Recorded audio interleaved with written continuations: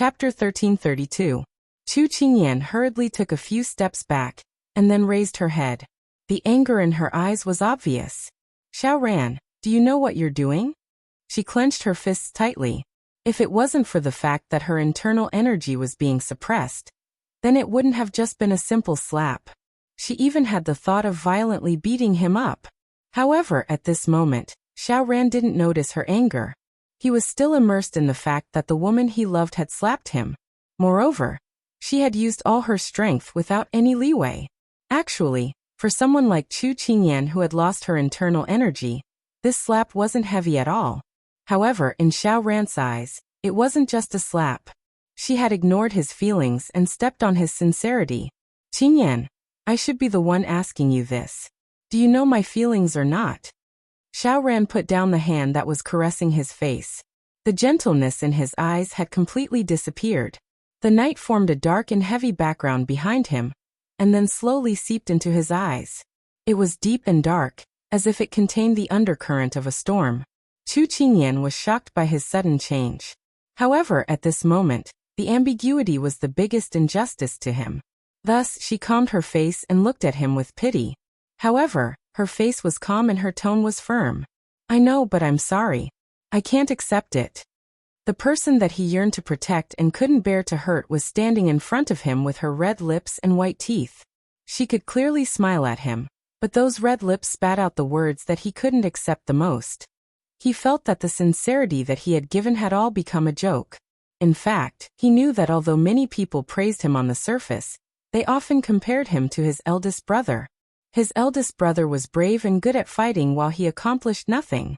His eldest brother was supported by the people while he was worthless. However, he didn't care because he admired his eldest brother very much. Moreover, all of this was what he deserved. However, this was the only time he had seriously fought for it in the past 10 years. He believed that he didn't have to sacrifice as much as his eldest brother. How did he get such a result? That pair of gentle and kind eyes narrowed, and a malicious glint appeared in them.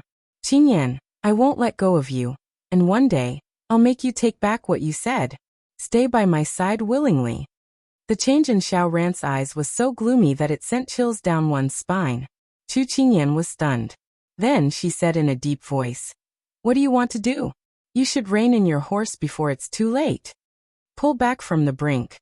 Xiao Ran lowered his eyes. His eyes were covered by the shadows cast by his eyelashes, and his true emotions couldn't be seen clearly. She could only hear a mocking smile from his thin lips.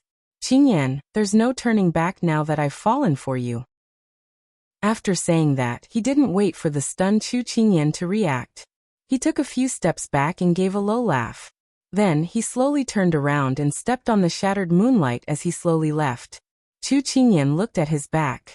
It was lonely and bleak, but it also made her heart uneasy. Her words tonight wouldn't have the opposite effect, right? But if she could let him clearly know her feelings, he wouldn't blindly try to separate her from the big ice cube anymore. After Chu Qingyan comforted herself, she walked to her room. Ever since her inner energy was sealed, she became very tired easily. They must have done something to her food. But Ethereal wasn't by her side, so she didn't know what was wrong with her. She had to wait until she left the palace before she could do a proper examination.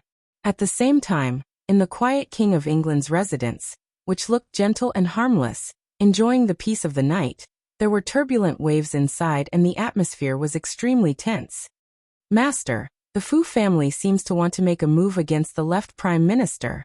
This subordinate has discovered that they are frequently mobilizing people to gather evidence. This evidence is very unfavorable to the left Prime Minister's faction. It also involves the Luo family's treason 21 years ago and Old Master Chu's battle 15 years ago. Water Spirit stood in front of the table and reported respectfully to the figure shrouded in darkness.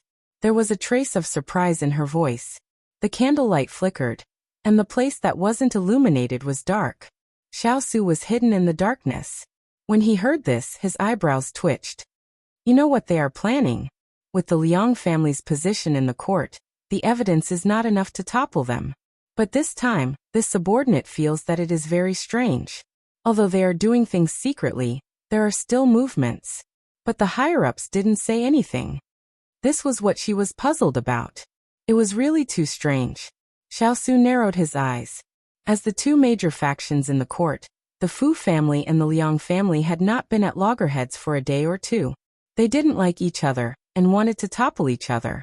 But for so many years, they were able to restrain each other and appear to be peaceful on the surface. This was because the person on the dragon throne didn't want to see one of them become more powerful. So he allowed them to fight within his control. But as soon as they went out of control, he would take action. This was an unchanging rule. So if the two families wanted to hurt each other, they had to do it before the invisible hand behind the scenes made its move. But at this moment, the Fu family's actions were so big, but Imperial Father didn't make a move. Then there was only one possibility. The Fu family was doing this under Imperial Father's orders. Xiao's gaze gradually turned cold.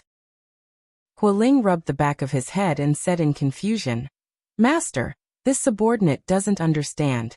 It is no secret that the Fu family wants to deal with the Liang family. But for them to make a move at this time, isn't it too coincidental?" "It isn't coincidental," Xiao said indifferently and coldly. "The Fu family dares to do this because they have support behind them. Imperial Father probably wants to cut off all my wings this time, and doesn't want anyone to support me. So sealing the city is to cut off your escape route. Dealing with the Liang family is to cut off your support. His Majesty wants to force you to your death." Hualing was agitated and directly blurted out the words. When the words fell, the room was instantly silent. He swept a glance at his master and companions, and immediately closed his mouth. Although Hualing's mouth was fast, he said a bloody truth. Xiao's jaw was clenched, his expression was cold, and his gaze was heavy. No one knew what he was thinking at this time. On the side, Turin broke the silence and said, "Master, if the Liang family falls at this time, then the court will be reshuffled." Reshuffling is exactly what His Majesty wants. When the time comes, he will support the fourth prince's henchman. When the time comes, he will be conferred the title of Crown Prince. Hualing revealed a mocking smile, his eyes full of disdain. "The current situation is very unfavorable to us. Master, what should we do? Should we help the Liang family?" Water Spirit raised her head and asked. "The Liang family must have its support to reach this stage today. In the short term, even if the Fu family wants to make a move against them, it won't be that easy. Don't interfere first." When he said this, Xiao changed the topic and was as cold as a knife. "Who is outside?" "Esteemed guest, isn't His Royal Highness too cold?" A mocking and lazy voice sounded from outside the door. Chapter 1333. When he said this, Turin and the others were stunned. They hadn't noticed that there was someone outside the door. They were both shocked and vigilant. Hualing looked at the table, and after receiving permission, he quickly walked forward. He reached for the sword at his waist with one hand, and opened the door to the study with the other. When the wooden door opened, the person outside entered their sight. A man in a bright reddish-purple robe was lazily leaning against a pillar, with a golden folding fan in his hand. When he saw who it was, he stopped spinning the fan. At this time, when they saw that he was the Moon Palace's young master, Turin, Water Spirit, and the others all had serious expressions. They pulled out their weapons and coldly surrounded him. Everyone knew that the Moon Palace worked for Consort Yu. Their little princess was taken away by Consort Yu. Now that he had walked right into their trap, how could they let him go so easily? "Is this how you treat your guests?" Higashio Motetsu looked at the people surrounding him, and directly looked at Xiao. His voice was filled with provocation. Hualing turned his wrist when he heard this. He wanted to attack him. At this time, an indifferent voice came from the study, "Let him in." When this was said, Turin and the others looked at each other. They couldn't help but put away their swords and take a step back. Turin reached out with an indifferent expression. "My master invites you in." Higashio Motetsu's brows slightly jumped. He opened his fan with a paw sound and walked into the study while waving it. Hualing on the side frowned. This person was fearless, as if he was just walking into his own study. He looked at Turin. Turin also frowned and was on his guard. "Prince Ing, we have at least met a few times. Coincidentally, this young master had also assisted the little girl to save your life 5 years ago. Why is it that we do not even have a cup of tea when we meet today?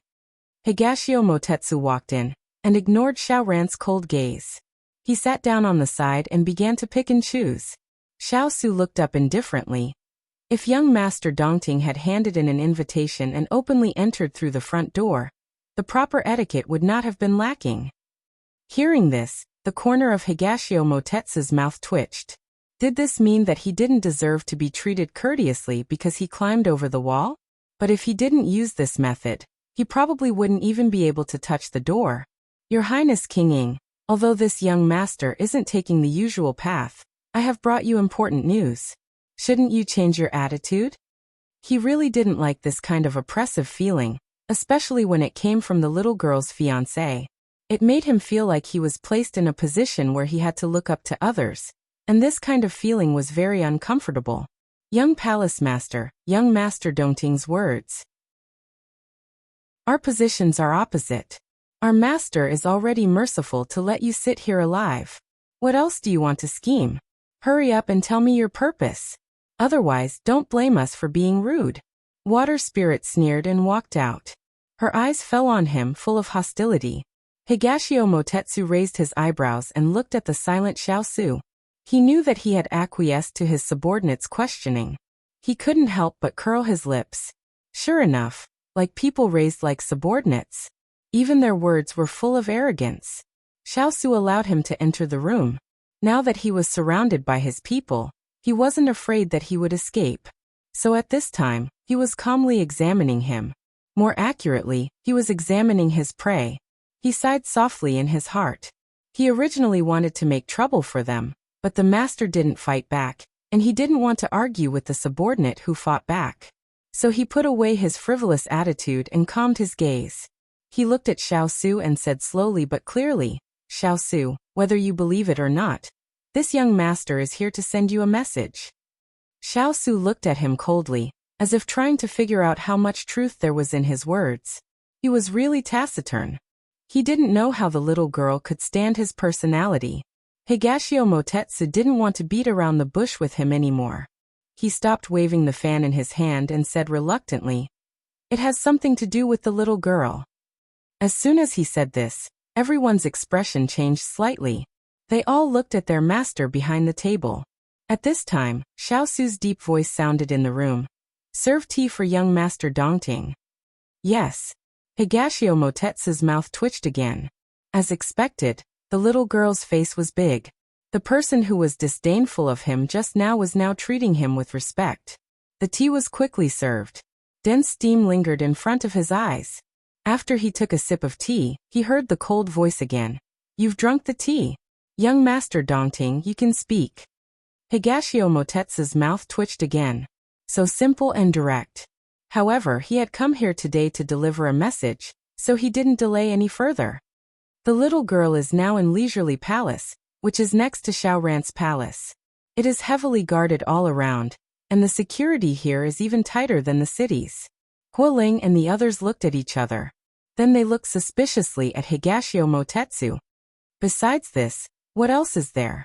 Higashio Motetsu stirred the tea leaves floating above, waiting for Xiao Su to question him. But he didn't expect this reaction. His hand paused and he looked up in surprise at the person behind the table, who was as calm as a mountain. You don't doubt it? He believed it so easily? Ayan said that you are her close friend. This prince believes that you won't joke about her safety. From the incident of falling into the water last time, it could be seen that Higashio Motetsu was sincerely protecting the little girl. Although he didn't like him appearing around the little girl, he had promised the little girl that he wouldn't interfere with her making friends. And after he made sure that this person wouldn't hurt her, even if they were on opposite sides, he wouldn't hurt him for the time being. Moreover, Xiao Su's eyes fell on Higashio Motetsu's chest. His eyes were like torches. Also, with your current strength, do you think you can escape from my elite soldiers? Although he seemed fine, he could feel that his aura was chaotic. If he hadn't suffered heavy internal injuries, he wouldn't have caused an expert's aura to be chaotic to this degree. Higashio Motetsu felt his intense gaze and pursed his lips. Xiao Su was right. He had lost 40% of his internal strength, and his internal injuries were serious. Of the remaining 60%, he could only use 50%. This person was truly terrifying. If it wasn't for the Moon Palace's Qinggong, he would have been discovered as soon as he entered the palace. He met the gaze that couldn't be ignored, and the smile on his lips faded a bit. To be able to make such a direct threat, I'm afraid it's only you, His Royal Highness.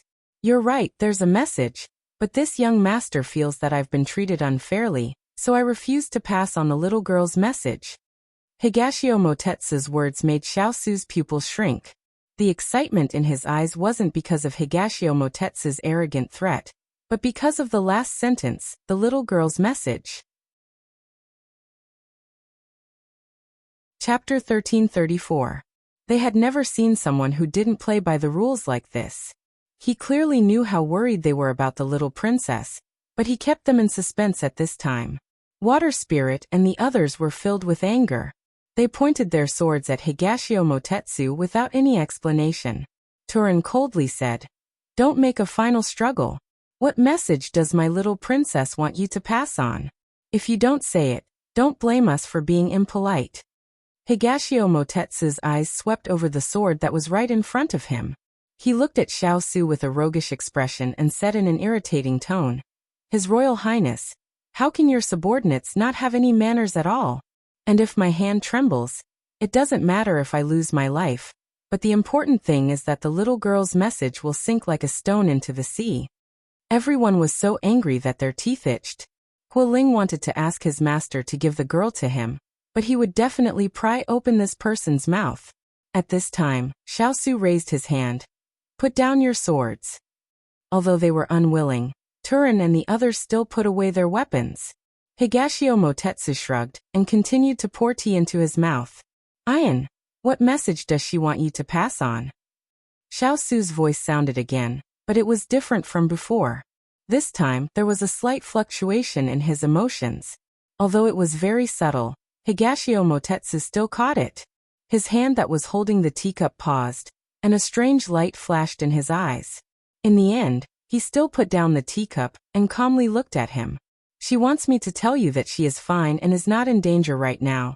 And Xiaosu was very happy with the first half of what he said. His heart that had been hanging for the past few days could finally relax a little. After so long, this was the first time he had been separated from her for so long. Moreover, it was in a situation where he didn't know if she was in danger. Although he was calm in front of his subordinates, he was actually very anxious inside. He wasn't afraid that he couldn't save the little fellow, but he was afraid that she would be treated inhumanely during this time. Because in this world, it only took a moment to make a person wish they were dead. He was afraid that before he arrived, the little fellow would be hurt. That was something his life couldn't bear. However, the second half of what Higashio Motetsu wanted to say made Xiaosu narrow his eyes again and coldly look at him. As a man, Dongting Wangyu found it hard to open his mouth because of what the little girl had said. However, when he felt Xiaosu's cold and sharp gaze, he sneered inwardly. Sure enough, it was not easy to be a mouthpiece. But at this point, it would be unreasonable to delay any further. He leisurely brushed away the non-existent dust on his clothes, and then coughed lightly before saying, "I asked her if she had anything else to pass on besides that message. She said no, because she believed that you would keep her safe, so there was no need to say anything else."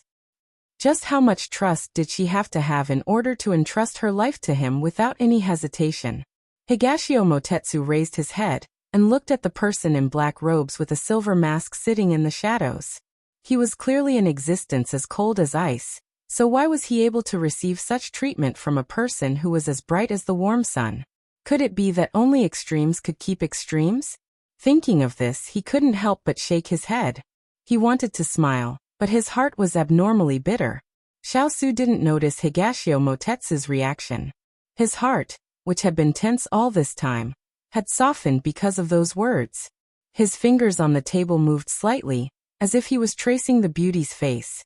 His eyes rippled with gentleness, but that emotion only lingered for a moment before it was completely restrained. Although the little fellow was safe and sound right now, it didn't mean that she wouldn't be threatened because of him. The little fellow hiding her identity on the battlefield was only a bargaining chip that Father Emperor used to blackmail him.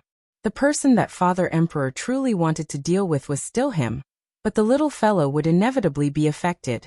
This young master will ask a question. What is the real reason the little girl is under house arrest in the imperial palace? When he finished speaking, Xiao remained silent. Higashio Motetsu felt bored and took the initiative to talk. However, as soon as he said this, he clearly felt that the fierce cavalry around him were emitting dense anger. He couldn't help but fan harder. This master and servant were really strange. One was covered in cold air, while the other was covered in fire. If it wasn't for the little girl, he wouldn't be willing to come here to experience the two worlds of ice and fire. The matter of the little princess going on the battlefield was exposed. His Majesty is using this to blackmail Master into canceling the engagement, because the fourth prince has taken a fancy to my little princess. Receiving Master's approval, Hualing hatefully said the truth. The last sentence was said through gritted teeth. The hand that was fanning suddenly stopped. Higashio Motetsu was in disbelief. He only learned after the incident of falling into the water that Xiao ran like the little girl. He hadn't thought that things would develop to this degree. Even the Sichuan emperor was biased. And Xiao, as the legitimate imperial son, was favored to this degree by his father emperor. It really made people sympathize with him. But when he thought of the recent events in Jingdo, he couldn't help but be even more shocked. He feared that the Sichuan emperor's goal was not just this. He couldn't help but be terrified when he thought about it. King of England, you aren't really going to exchange the little girl, are you? Faced with Higashio Motetsu's question, Xiao smiled coldly. This king is not the kind of person who is greedy for life and afraid of death. Higashio Motetsu couldn't help but tighten his grip on his fan. The situation had changed. The Sichuan emperor wanted to force Xiao to make a move, and Xiao's attitude just now had undoubtedly made it clear that he intended to fight to the death with the Sichuan imperial family. He hadn't made a move yet, because the little girl was still in the other party's hands. Thinking of the conditions that Father Emperor had mentioned before, Xiao's expression was indifferent. Father Emperor had proposed a very stupid exchange. Even if he gave up on himself, he couldn't give up on the little fellow. You're still not leaving? Higashio Motetsu was deep in thought when he suddenly heard Xiao's cold voice. His mouth couldn't help but twitch.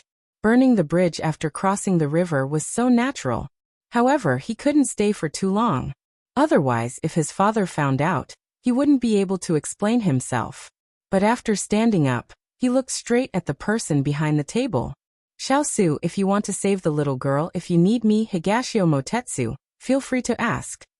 He was talking about Higashio Motetsu, not the Moon Palace. Xiao understood what he meant, but coldly refused. This is this prince's family matter. There's no need for young Master Dongting to worry about it. Higashio Motetsu's mouth twitched. This person was really unreasonable and possessive.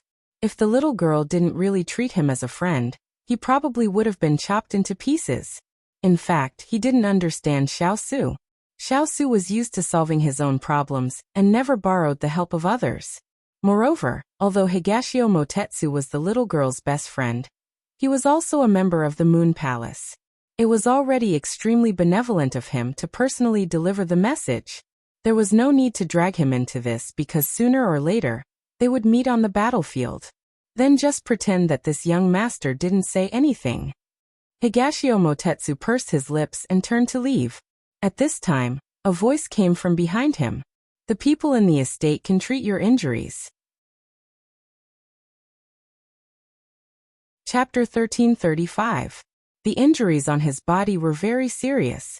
Although they couldn't see the extent of his injuries, his chaotic aura was proof enough. Moreover, it seemed that he had been injured for a while. If this dragged on, his internal organs would be affected. That was why Xiao made this suggestion when he was about to leave. However, the other party didn't seem to care at all. This is this young master's problem. There's no need for Lord to worry about it. Higashio Motetsu was also a conceited person, so he returned the other party's words without changing a word. This person doesn't know what's good for him. Master is doing this for his own good. It's fine if he doesn't appreciate it, but he's still so rude. After Higashio Motetsu left, Hualing complained indignantly. Higashio Motetsu's identity is there. It's not easy for him to come and deliver information. Don't complain. The most important thing now is to think about what to do now, Water Spirit said as she rolled her eyes at Hualing. Hualing nodded. Thinking about it, she agreed. Actually, his injuries shouldn't be serious. Why does it feel so strange? Ethereal frowned. Everyone looked at each other. They didn't know anything about this unpredictable Higashio Motetsu. At this time, Turin frowned and asked the person in the seat of honor. Master, do you think young Master Donting's words are trustworthy? After all, we are enemies with the Moon Palace. Could it be a trap? This king believes in Ian. Xiao Su's expression was calm. Water Spirit and the others nodded. Their master's judgment had never been wrong. They believed in him unconditionally. Then what should we do? Hualing asked. After pondering for a moment, Xiao Su turned to Water Spirit. How's the progress of your investigation of the battle 15 years ago? After being reminded by her mistress, Water Spirit finally remembered this. Recently, Pigeon Feather's energy had been focused on the little Wangfei. She had forgotten to report this matter. She immediately stepped forward and said clearly, someone did cause trouble in the battle 15 years ago. The Fu family was the supervisor of the army and only knew how to talk on paper. They interfered with Chu de Leoi's march and caused the entire army to be wiped out. Because of the right Prime Minister's exoneration, the instigator escaped punishment and was promoted and moved to Jingdo. However, I suspect that things aren't that simple. The Fu family's people have never been good people. There is nothing they can't do. Those tens of thousands of lives were sacrificed just like that. Damn. Hualing spat out, his eyes filled with disgust. The rich are not benevolent, the officials are not righteous. How many eunuchs are not like this? Ethereal, who had been silent the entire time, shook his head and sighed. Xiao Su raised his hand, and the people below immediately quieted down. He said in a heavy voice, this matter is similar to Ben Wang's guess. Water Spirit, secretly send the evidence of this matter to the left Prime Minister's Fu. He will naturally know what to do when the time comes. Water Spirit nodded. Does Mistress want to use this matter to delay the left Prime Minister and the right Prime Minister while they are fighting? Xiao Su nodded. And since we already know Ian's location, then we don't have to wait any longer. We can use their infighting to attract attention and make it easier for us to act. Mistress is right. His Majesty wants to use the right Prime Minister to suppress the left Prime Minister and control us. In reality, he doesn't know that you have never conspired with the left Prime Minister. Even if the left Prime Minister's faction falls, we won't lose anything. Hualing smiled mischievously and continued. We have given the left Prime Minister a weapon to counterattack. When the time comes, when they fight, we will be the ones to benefit. Turin gave Hualing a chestnut. When Hualing bared his teeth, he said coldly, you speak as if we are bandits. Pay attention to your words. Hualing rolled his eyes at the sky. Xiao Su continued. Turin, send hidden guards to infiltrate the Imperial Palace. No matter what method you use, you have to figure out the guards and the layout around Yuran Palace and determine the rescue route. Turin immediately accepted the order. Then he raised his head and said seriously, but Mistress, even if we determine the rescue route, we can't act rashly. The elite troops will only arrive outside the capital after 10 days. The other fierce cavalry are also on the way, but the fastest group will arrive in 3 days. Xiao Su's eyes were indifferent without any warmth, as if he was thinking. He was silent, and everyone was silent as well. Just when everyone thought that he would not speak again, his sharp gaze swept across everyone in the room, and his thin lips moved slightly. This prince knows, so Earth Spirit, this prince will give you at most 3 days' time. No matter how tight the security is, this prince will not care what methods you use, but you will dig a path out of that impregnable fortress. 3 days? Could it be that Mistress won't wait for the elite troops to arrive before making a move? Everyone was shocked. But the mistress in front of them, although she was sitting there with a clean and elegant temperament, the coldness emitted from her body made them tremble involuntarily. Their mistress had always been a man of her words. No one dared to question or refute her decisions. Moreover, this was related to the young princess's safety. In the past, Mistress was not willing to leave Mistress' side for even a day. let alone now that several days had passed. The battle this time was very difficult, but they were going to risk it all, whether it was for the young princess, or for the anger in their hearts that had been suppressed for so many years. Yes, this subordinate obeys.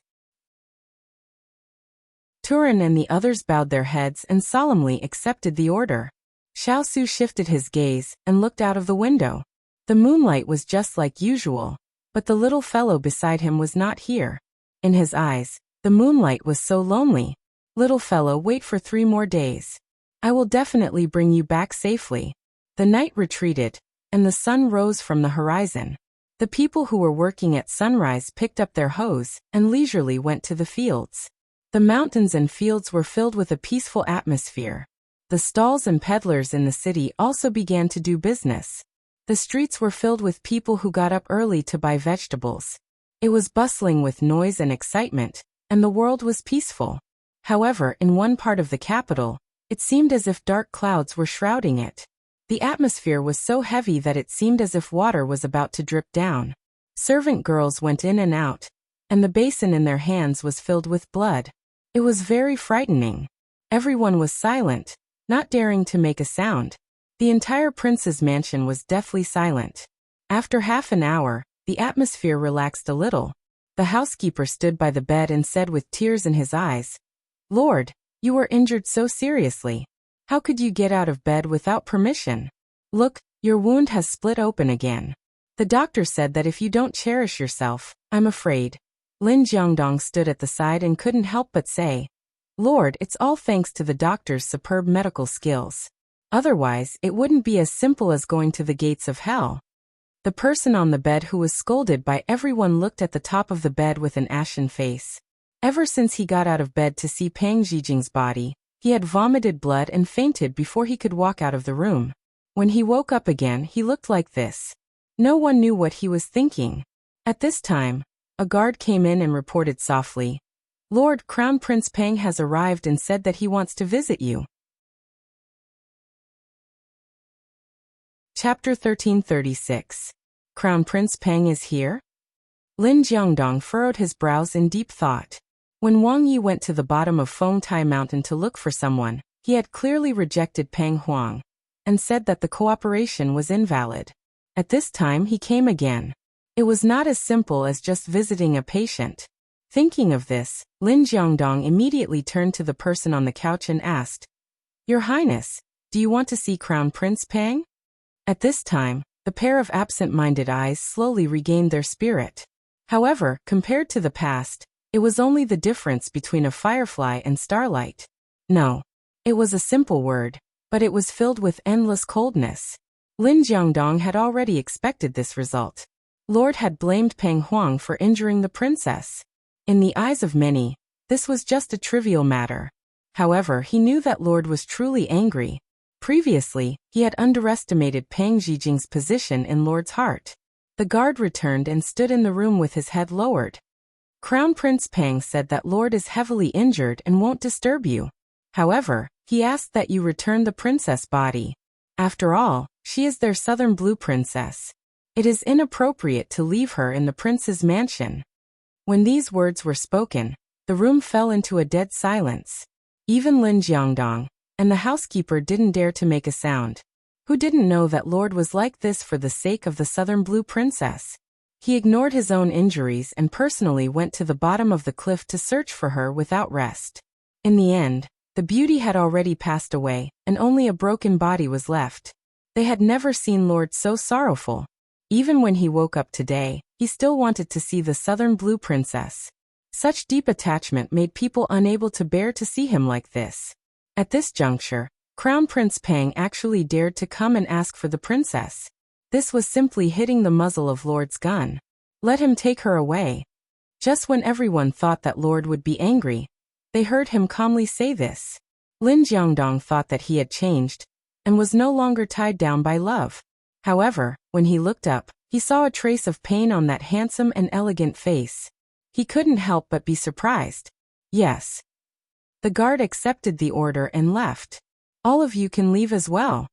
Xiao Ho spoke again. Everyone knew that the most important thing for him now was to rest, so they all retreated. After a while, only the butler and Lin Jiangdong were left in the room with a bowl of medicine in their hands. Is something the matter, sir? Lin Jiangdong knew that this wasn't the time to talk about business, but this was a special case, so he could only brace himself and report.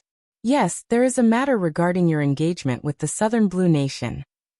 Xiao glanced at him indifferently, indicating for him to continue.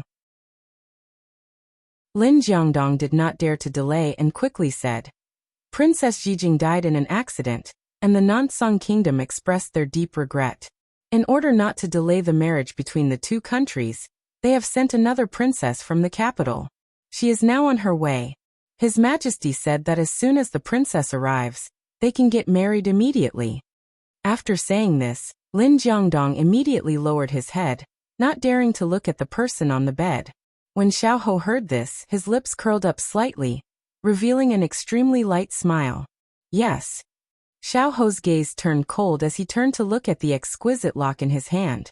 The cold sensation was similar to what little rascal had said to himself that day. She was only a tool for a marriage alliance. It didn't matter if she was the princess or not. As long as that person represented the Southern Blue royal family, it was enough. Was that why Nansong had sent a replacement before her body had even turned cold?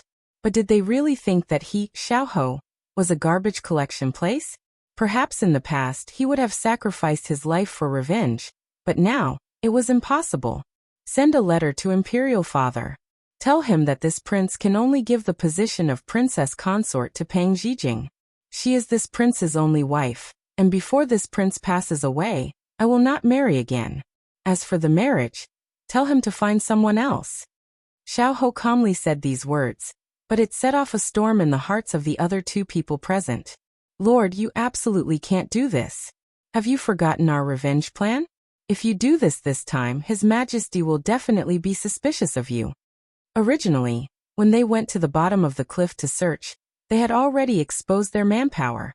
If it wasn't for His Majesty's attention being focused on Xiao Su, they would have already been exposed.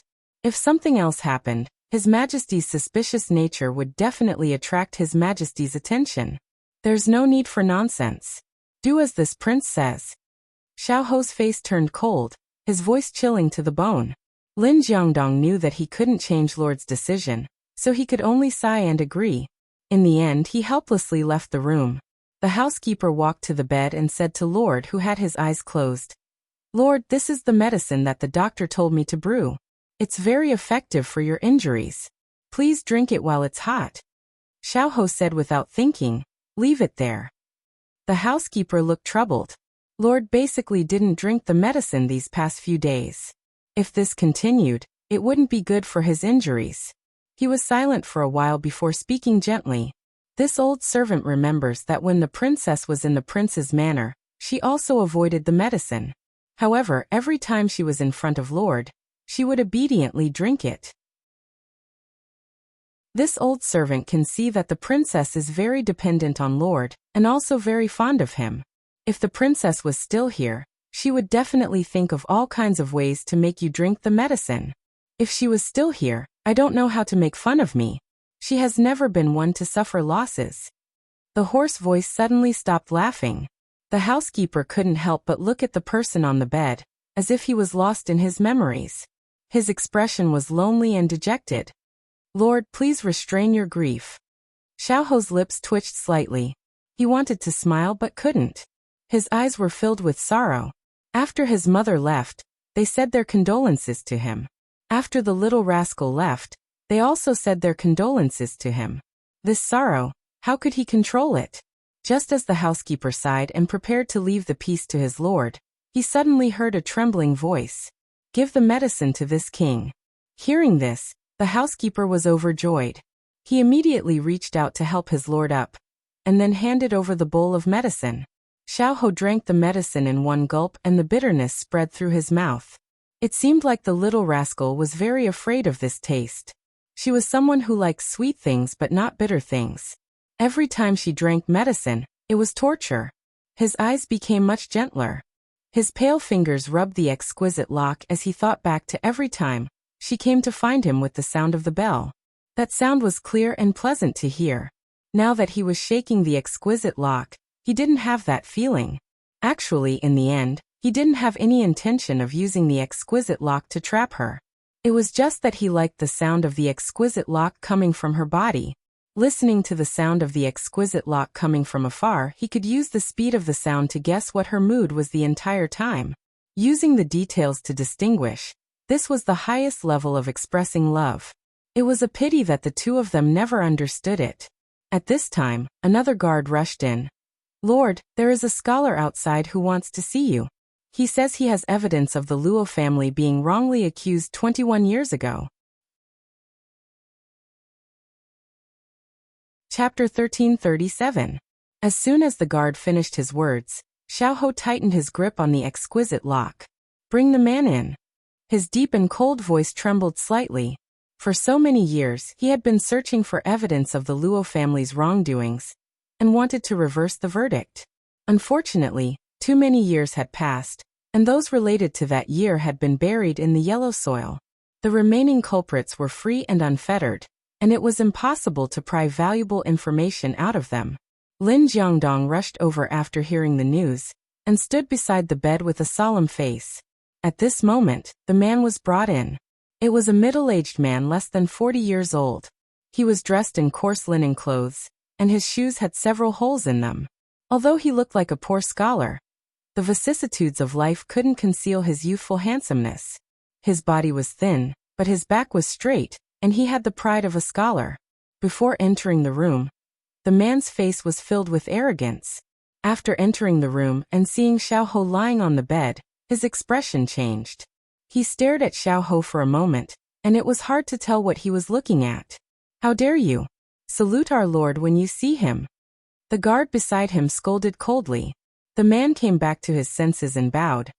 "Wang Yu greets your highness Princey." Xiao leaned against the wall of the bed and coughed a few times. Only then did he look at the person who had been sizing him up the moment he entered the room. Although his gaze wasn't disgusting, it was still displeasing to have someone look at him so unscrupulously. "Who are you?" Xiao asked slowly. After Wang Yu bowed, he looked at Xiao with a bit of affection in his eyes, but he didn't answer the question. "I heard that Wang Ye was injured. How is his injury? Is it serious?" The man's inexplicable concern made Xiao narrow his eyes. Lin Jiangdong's face changed and he immediately scolded. "Lord asked you a question. How can you change the subject? What are your intentions for entering the mansion?" As he spoke, Lin Jiangdong had already ordered people to detain him. Wang Yu was a scholar after all, and he had never practiced martial arts. His body was weak, and his face turned pale at once. Fine beads of sweat appeared on his forehead, but he didn't seem to care. He looked at Xiao gently and said with concern, "I learned 2 days ago that you were seriously injured and in a coma. I was worried, so I came to the city to see you." This man's words sounded like nonsense to everyone. Lin Jiangdong peeked at Lord's gloomy face, and then turned to the guard. "Why didn't you ask him clearly before bringing him in? Don't you know that your highness can't afford to waste time dealing with these muddle-headed people?" He Jingdong Wang Yu's name. "Your highness, my name is Wang Ju. Over 20 years ago, our Wang family was friends with your mother's Luo family. Perhaps you are unfamiliar with me, but I know you very well. Wang clan? You are?" Xiao originally ignored him, but when he heard him mention the Luo family, his eyes widened. He couldn't hide his surprise, and his eyes were full of inquiry. "Does your highness know of the Wang family that was the governor of Jiangnan 20 years ago? This commoner is the eldest son of the Wang family," Wang Yu said with a warm smile. Xiao's eyes flashed with surprise. "So you were the one who had an engagement with my mother?" "Correct." Wang Yu nodded, but his eyes dimmed. "If it weren't for that accident, perhaps your mother and I would be living a warm and peaceful life now." "You say you are the young master of the Wang family. Do you have any proof?" Lin Jiangdong asked after looking at him suspiciously. It was better to be careful in this kind of matter. Wang Yu glanced at the guards holding him. Xiao raised his hand, and they withdrew. Wang Yu also regained his freedom. He rubbed his wrist, which was hurt, and then took out a jade pendant. Someone quickly took it and handed it to Xiao. "This is polished from Yuanyang stone. Half of it was polished into a jade bracelet, and the other half was polished into this jade pendant. This is the engagement token between your mother and I. Your grandfather gave it to me. He said it was the family heirloom of your Luo family. You should have seen your mother wear that jade bracelet. Hearing Wang Yu's explanation, Xiao touched the jade pendant, which was almost the same quality as the family heirloom left by his mother. His mind shook. He put the jade bracelet on little rascal, but in less than 3 days it was back in his hands. It is indeed the family heirloom of our Luo family. Xiao returned the jade pendant to him. So you believe my identity? Wang Yu looked at Xiao with some joy. Xiao didn't answer, and asked. Back then the Luo family was searched and the Wang family was inexplicably silenced. Why are you still alive? Back then, the Wang family was assassinated by unknown people, and I went abroad to study and escaped. When I came back, it was a scene of desolation. Everything was the same, but the people were different. Although so many years had passed, he still felt grief every time he mentioned it. You said you have evidence of the Luo family being framed 21 years ago. What is it? Xiao asked in a low voice. Wang Yu's expression flickered, and a difficult look appeared on his face. Seeing the change in Wang Yu's expression and his hesitant look, Xiao's face suddenly sank.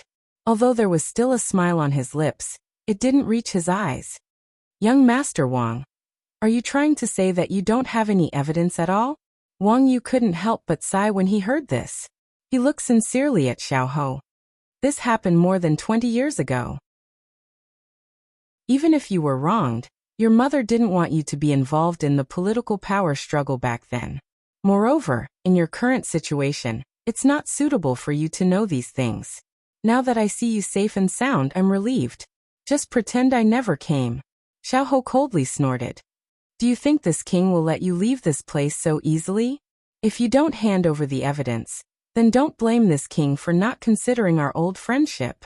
Wang Yu shook his head and said earnestly, Your Highness, you are living a peaceful life now. Don't think about the past. Before your mother died, she must have told you to live well and not pursue the past. Xiao found his words laughable. This king wants to live well in order to redress the Luo family's injustice and avenge my mother. Back then, my mother was still thinking of you before she died, but she didn't expect you to be such a cowardly person. My mother's feelings for you have really been wasted. Wang Yu's eyes were filled with pain. Cici must have had a very painful time in those years. I didn't protect her well. Do you have any evidence in your hands? Xiao glanced at the pain in his eyes. He knew that this person was also infatuated with love, but the most important thing now was to obtain the evidence in his hands. Originally, I had planned to take this secret to the grave. If I hadn't heard that your highness was seriously injured and on the verge of death, I wouldn't have risked my life to ask your highness for a meeting. However, it's fine. I don't have the ability to redress the Luo family's injustice. Perhaps your highness can do it. When Wang Yu said this, his chuckle was filled with helplessness and grief. Chapter 1338. Please speak, young Master Wang.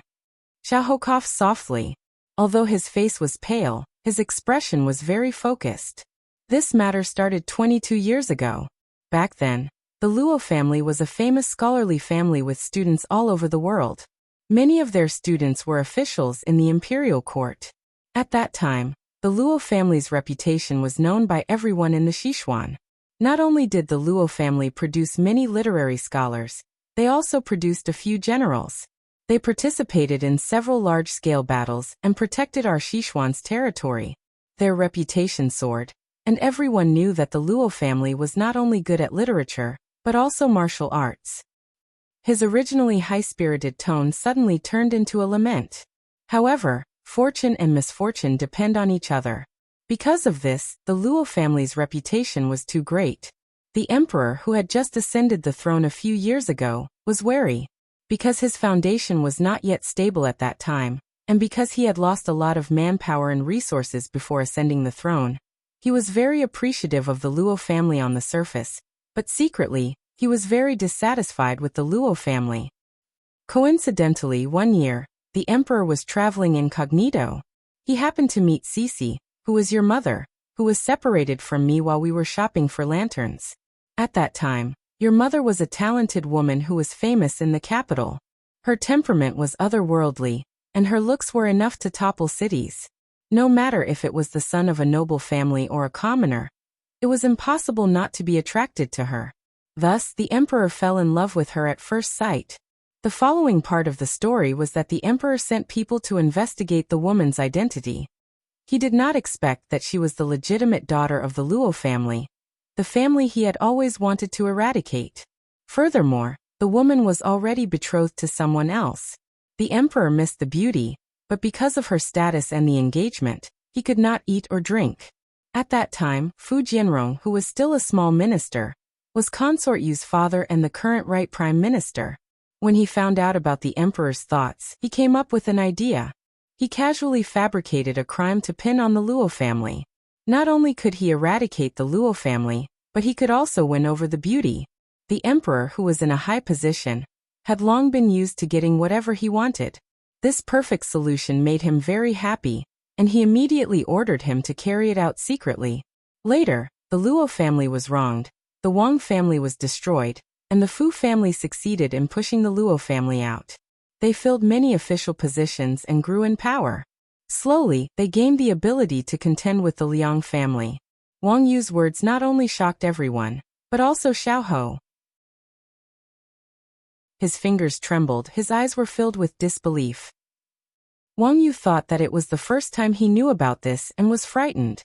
His expression became gentler as he said softly, "Yes, it is because of them that I have never appeared in front of you and told you about this. The people do not fight with the heavens. The emperor is the heavens of this country. No matter how powerful you are, you can't win against him. I believe that your mother did not tell you the truth because she did not want you to be involved in this mess, so that you can grow up safely." Except for Wang Yu, who was in the dark, everyone else looked at the person on the bed worriedly. If what Wang Yu said was true, then all these years, Lord had spent so much effort to plot against the Liang family and Xiao Su. Wasn't he taking revenge on the wrong person? Xiao Ho's eyes were cold, but if one looked carefully, they would be able to see the turmoil in his eyes. His voice was low and hoarse as he said, word by word. This prince found out that the Luo family and the Liang family had a dispute over the selection of the general to send out the troops. The children of the two families caused a dispute, and a young soldier of the Liang family was killed. So the Liang family held a grudge and framed the Luo family. Therefore, the Liang family was the one who issued the decree to search the entire family. Even grandfather and the others were beheaded by Prime Minister Liang. Why does what you say contradict what this prince knows? Wang Yu was startled. He had not expected him to know so much about what had happened in the past.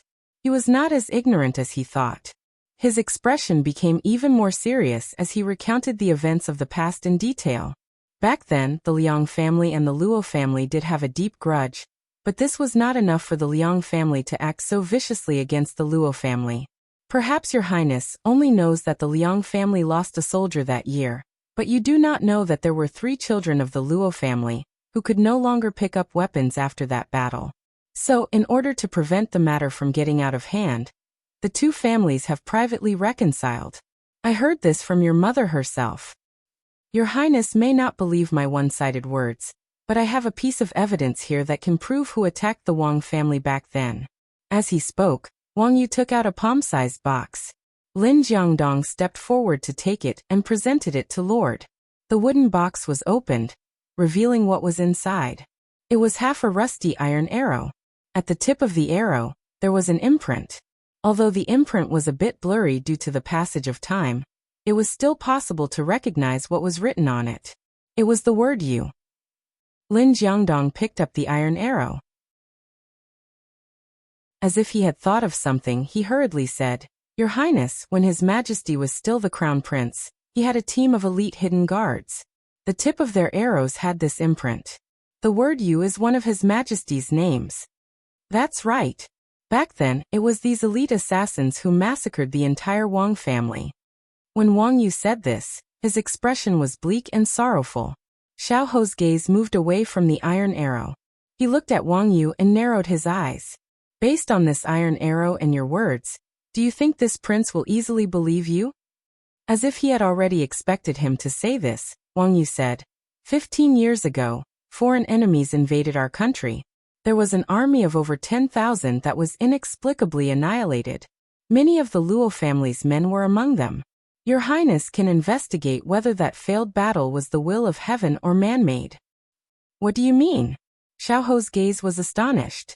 Although the Luo family used the merits that they had achieved to change the execution of 9 generations to only the direct bloodline of the Luo family, allowing the other branches to escape the calamity, they could avoid the death penalty, but they could not escape punishment. The men were all banished to the borders. However, has Your Highness ever noticed that after so many years, how many of the Luo family's men have survived? They either died of illness or in accidents. Do you think there is such a coincidence? If it wasn't for the people above, they would have eliminated the weeds by the roots. However, if it wasn't for the person sitting on the dragon throne turning a blind eye, how could the Luo family, including the students, at least thousands of people, disappear so cleanly in those short few years? Just as Wang Yu finished speaking, he saw a trace of blood seeping out from the corner of Xiaoho's mouth. He hurried forward but was stopped. He could only anxiously say to him, "It's my fault. I shouldn't have told you this. Your body." No, you're right. After so many years, I only recognized a thief as my father. I even took revenge on the wrong person. Xiaoho slowly finished speaking. His eyes were filled with absurdity. Then he spat out a mouthful of blood. His entire body instantly sank into darkness. Lord. Chapter 1339. When Xiaoho woke up again, the sky was already a bit dark. Lin Jiangdong was waiting on the side. When he heard the noise, he immediately asked, "Your Highness, where do you feel uncomfortable? This one will go and call a doctor for you." Xiaoho raised his hand to stop him. "No need." Lin Jiangdong looked at the expressionless Lord and sighed deeply in his heart. Lord had just experienced the pain of losing his wife, and now he was told that he had taken revenge on the wrong person for so many years. Even if he was made of iron, he wouldn't be able to withstand this double blow. If his mind wasn't strong, he would have already collapsed. It was already not easy for Lord to be able to maintain his calm. "Lord, do you believe young Master Wang's words?" Lin Jiangdong raised his doubts. Xiaoho was leaning against the bed with his eyes closed. He didn't open his eyes when he heard this, and just calmly and slowly responded, "Teacher, do you still remember a manuscript we received many years ago?" Lin Jiangdong immediately thought back. "I remember. It was your grandfather who wrote to the Wang family. He said that many inconceivable things had happened to the Luo family recently, and that they were being restricted everywhere. He was afraid that something big was about to happen, so he wanted to entrust your mother and several young children to him, and have him take them to Jiangnan to avoid the storm. However, this letter didn't seem to have been sent out in time." Xiaoho revealed a mocking smile. It wasn't that he didn't have time to send it out, but that grandfather had already discovered who was secretly plotting against him. So if this letter was sent out, it would definitely implicate his close friend. Officials can still fight with officials, but how can they fight against a monarch who can cover the sky with one hand?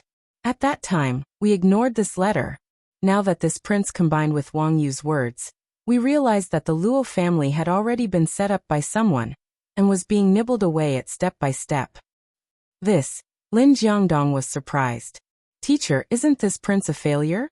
After so many years of planning, in the end, it was all for naught. How laughable." Xiaoho raised his hand and covered his eyes, covering the emotions on his face. However, he couldn't hide the sadness that radiated from his body. Lin Jiangdong couldn't bear to see Lord like this, but he didn't know how to comfort him. At this time, there was a sudden commotion outside. Lin Jiangdong vented his anger. "Whoever is making a ruckus outside and disturbing the Lord's rest, drag them out and punish them severely." "Sir, it's young Master Wang who wants to see the Lord." The guard came in and reported. Lin Jiangdong was about to ask him to take the man away when he heard Lord say, "Let him in." Although he was worried about his health, Lin Jiangdong didn't dare to disobey his orders. He could only let someone bring Wang Yu in. Wang Yu was still dressed in coarse linen clothes. The anxiety and worry on his face dissipated a lot when he saw Xiaoho. However, he did not dare to relax.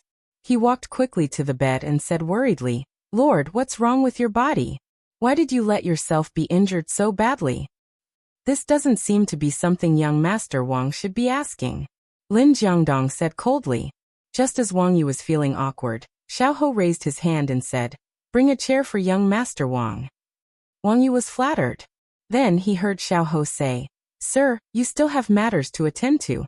There's no need to serve this prince." Lin Jiangdong looked at Wang Yu. After thinking for a while, he nodded and left. "Young Master Wang, what business do you have with this prince?" Xiao's tone was distant, his expression indifferent. However, Wang Yu didn't retreat because of his indifference. Instead, he put on a loving smile and said in a caring manner like an elder, "I don't have any business. I just wanted to see how you're doing. You scared me when you vomited blood this morning. You have to take good care of your body so that you can be safe and healthy. You don't have to disappoint your mother. Also, don't think about revenge. Living well is the most important thing." Could it be that young Master Wang can swallow the hatred of the extermination of your clan and the theft of your wife? Xiao looked at him coldly. "How can I forget such a deep blood feud? I can't even sleep peacefully." But Wang Yu laughed bitterly. "No matter how deep the hatred is, no matter how bitter the pain, I can't do anything about it. After so many years, I've already become numb to the hatred. If your mother hadn't been sent to the palace back then, I'm afraid I wouldn't be living in this world. Later on, she passed away. I also wanted to let her go, but before she died, she asked someone to leave me a message. She told me to watch you live well." These words stunned Xiao. Looking at Wang Yu, who had a head full of white hair and had experienced the vicissitudes of life, he suddenly understood his suffering. If not for his mother's instructions, he probably would have been free. The most painful thing in life was when everyone left while you struggled alone in this world. Originally, I just wanted to silently watch over you from the side and watch you live well until I die of old age. I didn't expect you to suddenly be injured, so I appeared. I'm very sorry. I shouldn't have disturbed your peaceful life and let you know of such an unbearable past." Wang Yu shook his head. Murky tears flowed from his eyes. "I failed your mother's instructions. You've already done what my mother asked you to do. Telling me the truth is the only thing that's useful to me." Xiao's voice was no longer as cold and distant as before, and a hint of sorrow appeared on his gentle face. "I believe my mother won't blame you." Wang Yu wiped the tears from the corners of his eyes and sighed emotionally. But he quickly thought of something. "You said before that you wanted to take revenge. Was it true? Do I look like the kind of person who would lie?" Xiao put away the emotions on his face and laughed coldly. "I have planned for many years and endured silently so that one day, I can kill my enemies with my own hands and let them taste the pain my mother had suffered. Child, don't be impulsive. You can't win against them." Wang Yu urgently wanted to persuade him, but Xiao raised his hand to stop him from continuing. "I live for revenge. No matter what you say, you can't change this." Wang Yu opened her mouth, but could only close it in the end. However, her eyes were still filled with disapproval. "Does Uncle Wang have a place to go? If not, then stay in the Wang Fu. I will tell the steward to take care of you. I won't let you suffer." Seeing Wang Yu look helplessly at him, Xiao withdrew the cold pressure on his body. He closed his eyes and spoke faintly. Wang Yu heard him call him Uncle Wang, and was very excited. He knew that he had acknowledged him. Just as he was about to speak more with him, he saw that he was resting with his eyes closed. Wang Yu couldn't help but agree. Then he looked deeply at the face that was similar to the one in his heart, before he stood up and quietly left. After the door was closed, Xiao slowly opened his eyes. He opened the exquisite lock that had never left his hand. A faint darkness rose in his eyes. "Little rascal, you're right. What kept me alive was hatred, but when you appeared, it wasn't that important anymore. But after you abandoned me, I'm only left with hatred." Chapter 1340. For the entire day, Xiao Ran did not send anyone to pick her up. Chu Qingyan sat in the courtyard, recalling the events that happened last night. She wondered if Xiao Ran had listened to her words, but when she thought of his expression when he left, She immediately rejected this idea. Her heart raced, hoping that there would not be any other unforeseen events. Right at this moment, Consort Yu's palace maid, Jade Rabbit, appeared in the courtyard. Chu Qingyan raised her brows slightly, very puzzled by her intentions. At this moment, Jade Rabbit had already walked in front of her. She bowed impolitely, then raised her head to look at her mockingly. "Miss Chu, my consort invites you over." Chu Qingyan did not mind the sarcasm in her words. She was not in a hurry to get up, and slowly asked, "Did your consort summon me for something?" Jade Rabbit chuckled. "This is something that Miss Chu will have to ask my consort personally. It's getting late, so let's not delay any longer. Miss Chu, this way please." The other party's impoliteness gave her a bad premonition. Because of her appearance, Xiao Ran had begun to cooperate with his treatment, and the people she interacted with were much more respectful towards her. Now that they were acting like this, it seemed that something had happened. As she expected, when she arrived at the entrance of Xiao Ran's palace, she saw palace servants hurrying in and out. She originally wanted to ask why she had come to Xiao Ran's palace, but when she saw this scene, she could not help but shut her mouth. She was afraid that something had happened to Xiao Ran again. She followed Jade Rabbit into the inner hall. Just as she stepped into the inner hall, a teacup was thrown straight at her. Although she did not have any internal energy, she was still agile. She quickly took a step back, and the teacup brushed past her shoulder and fell to the ground. The teacup shattered, and the boiling hot tea spilled all over the floor. The tea leaves scattered, and the high-quality tea fragrance immediately filled the entire hall. Chu Qingyan's gaze shifted away from the steaming hot tea, and turned towards the person sitting at the head of the table, whose chest was heaving with anger. She narrowed her eyes and a murderous look flashed across her eyes, but she quickly hid it. She didn't know what she had done to offend this imperial concubine Moon, that made her attack her again and again. "Chu Qingyan, look at what you've done." When Consort Yu saw that Chu Qingyan had dodged her attack, she became even angrier. She pointed at Chu Qingyan in anger. "How did Qingyan offend your highness Consort Yu to cause your highness to be so angry? Please enlighten me, your highness." Chu Qingyan bowed slightly as she asked in a tone that was neither servile nor overbearing. "You still have the nerve to ask this consort to enlighten you? Look at Ranner. He was perfectly fine yesterday, but he only went to your courtyard for a bit. When he came back he fell ill again, and his illness is even worse than before. Tell me, what exactly did you say to him?" Consort Yu stood up and walked in front of her, glaring fiercely at her. After hearing this, Chu Qingyan was a bit astonished. She didn't think that her words last night would have such a huge impact on Xiao Ran. He was clearly perfectly fine, so how did he suddenly fall ill? She looked at Consort Yu, whose face was distorted from anger. Although she sympathized with this mother, there was always something hateful about a pitiful person. Her head was still slightly lowered as she replied politely, "Nothing much. When His Highness the Fourth Prince left, he was perfectly fine." Imperial concubine Yu snorted coldly as her sharp gaze landed on Chu Qingyan. "Chu Qingyan, don't even think of trying to deceive this concubine. This concubine has eaten more salt than you have walked on. If you don't tell me the truth, don't blame this concubine for turning hostile." Chu Qingyan was a bit irritated. It was one thing for Xiao Ran to pester her, but this Consort Yu was also interfering. Her patience was already running out. Now that she was being threatened to this extent, she didn't want to continue pretending. She looked up and the warmth in her eyes faded. Bits of starlight gathered in her eyes as she looked coldly at the person in front of her. "Your Highness wants to hear the truth? Stop wasting time and tell me the truth." Consort Yu was currently overflowing with anger. She didn't notice the change in Ji Yunshu's body and spoke even more impolitely. Chu Qingyan scoffed inwardly.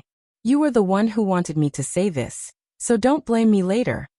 Last night His Highness the Fourth Prince played a male phoenix seeking a female phoenix in Qingyan's courtyard.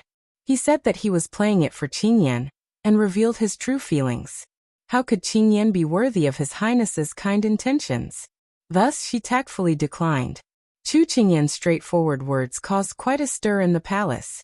Consort Yu hadn't expected that Ji Yunshu would disregard her own reputation, and so calmly expose the truth. She was so shocked that she forgot to get angry. Nanny Jiang and Yu Tu were also so frightened that their faces turned pale. They hurriedly chased the palace servants out of the inner hall to prevent Chu Qingyan from saying anything that would tarnish the reputation of the imperial family. Chu Qingyan didn't pay attention to their little actions. She looked directly at Consort Yu's astonished gaze and said with a faint smile, "Qingyan is His Highness the Fourth Prince's future sister-in-law. How could I accept His Highness's feelings? If word got out that Qingyan was a femme fatale who seduced His Highness the Fourth Prince, that would be light. If word got out that His Highness the Fourth Prince didn't care about etiquette and coveted his own sister-in-law, then wouldn't the image you've created for His Highness the Fourth Prince all these years be destroyed?" Slap. Consort Yu raised her hand and slapped Chu Qingyan fiercely. Chu Qingyan hadn't expected Consort Yu to suddenly attack. It was too late to dodge, so she could only lean to the side to minimize the damage. However, the silver ring on her index finger still left a red mark on her delicate face. She covered her burning face and looked coldly at Consort Yu. She gritted her teeth and suppressed the humiliation in her heart. Consort Yu couldn't help but want to retreat when she saw Consort Yu's extremely cold gaze. However, she realized that she shouldn't be afraid of Consort Yu, so she harumphed heavily. "Chu Qingyan, you're simply refusing a toast only to be forced to drink a forfeit. It's your fortune that Ranner has taken a liking to you. Don't tell me you want to spend the rest of your life with Xiao Su, who's in a precarious state. With the current situation, it's hard to say if Xiao Su will be able to leave the capital alive. That's why this consort is advising you out of goodwill. A fine bird will break a tree and perch in it. You should also make plans for your future. Do you want to entrust the rest of your life to this useless person?" Chu Qingyan lowered her hand and fearlessly met Consort Yu's gaze. Although she had a brilliant smile on her face, her eyes were completely cold. "Haha, precarious state? Useless? I didn't think that in your eyes, my family's Imperial Highness would have this kind of image. Then compared to my family's useless Imperial Highness, who only knows how to hide in the Imperial Palace and order those useless people to deal with the invaders and corrupt officials, isn't my family even more useless?" Imperial concubine Moon felt as though her fist had landed on cotton. What's more, her fist had rebounded and landed on her own face. She pointed at Chu Qingyan angrily, so angry that she couldn't even speak properly. "You! How dare you!" Chapter 1341. Did I hit the nail on the head and cause your highness to fly into a rage out of humiliation? Chu Qingyan looked coldly at Consort Yu, whose face was contorted, and chuckled as she continued. "The truth is always bloody, so it's no wonder that your highness can't accept it. Chu Qingyan, shut your mouth for this consort. What right do you have to point fingers at this consort?" Consort Yu was just as Chu Qingyan had said, flying into a rage out of humiliation. Sanctimonious or two-faced people rely entirely on that layer of skin as a fig leaf to conceal their inner darkness, so that they can deceive the world, and pretend to be virtuous and dignified, and enjoy the love and respect of the world. If someone were to tear off that fig leaf, they would be able to see the true ugliness of their human nature. Qingyan doesn't dare. Chu Qingyan shrugged. Although her words were respectful, her tone was very casual, causing one to grit their teeth in anger. "Chu Qingyan, are you so fearless because you have Xiao Su as your backer? Let this concubine tell you, in the near future, there will no longer be a battle god or king in the West Loft." Imperial concubine Moon was like a viper as she glared at Chu Qingyan viciously. She looked at Chu Qingyan as if she was looking at a dying person. Chu Qingyan wasn't frightened by Consort Yu's appearance, but she was shocked by Consort Yu's words. When she noticed the red marks on her face, her expression changed slightly and she asked with a dark expression, "What did you say? What exactly are you trying to do? Imprisoning me in the Imperial Palace was also part of your plan, right?" Seeing Ji Yunshu's expression change, Imperial concubine Moon's mood improved greatly. She slowly said, "That's right, you're the weak spot that we used to pin down Xiao Su. This concubine isn't afraid to tell you now. Originally, our original goal was to have Xiao Su take the initiative to dissolve the engagement between the two of you. Unfortunately, he didn't seem willing, so we could only put you under house arrest in the palace to force him to act. However, don't worry, no matter what the outcome is, this consort is magnanimous and will allow you to stay by Ranner's side." When Chu Qingyan heard Consort Yu's words, she was both terrified of their plan and disdainful of Consort Yu's self-righteousness. However, her emotions were still affected by Consort Yu's words.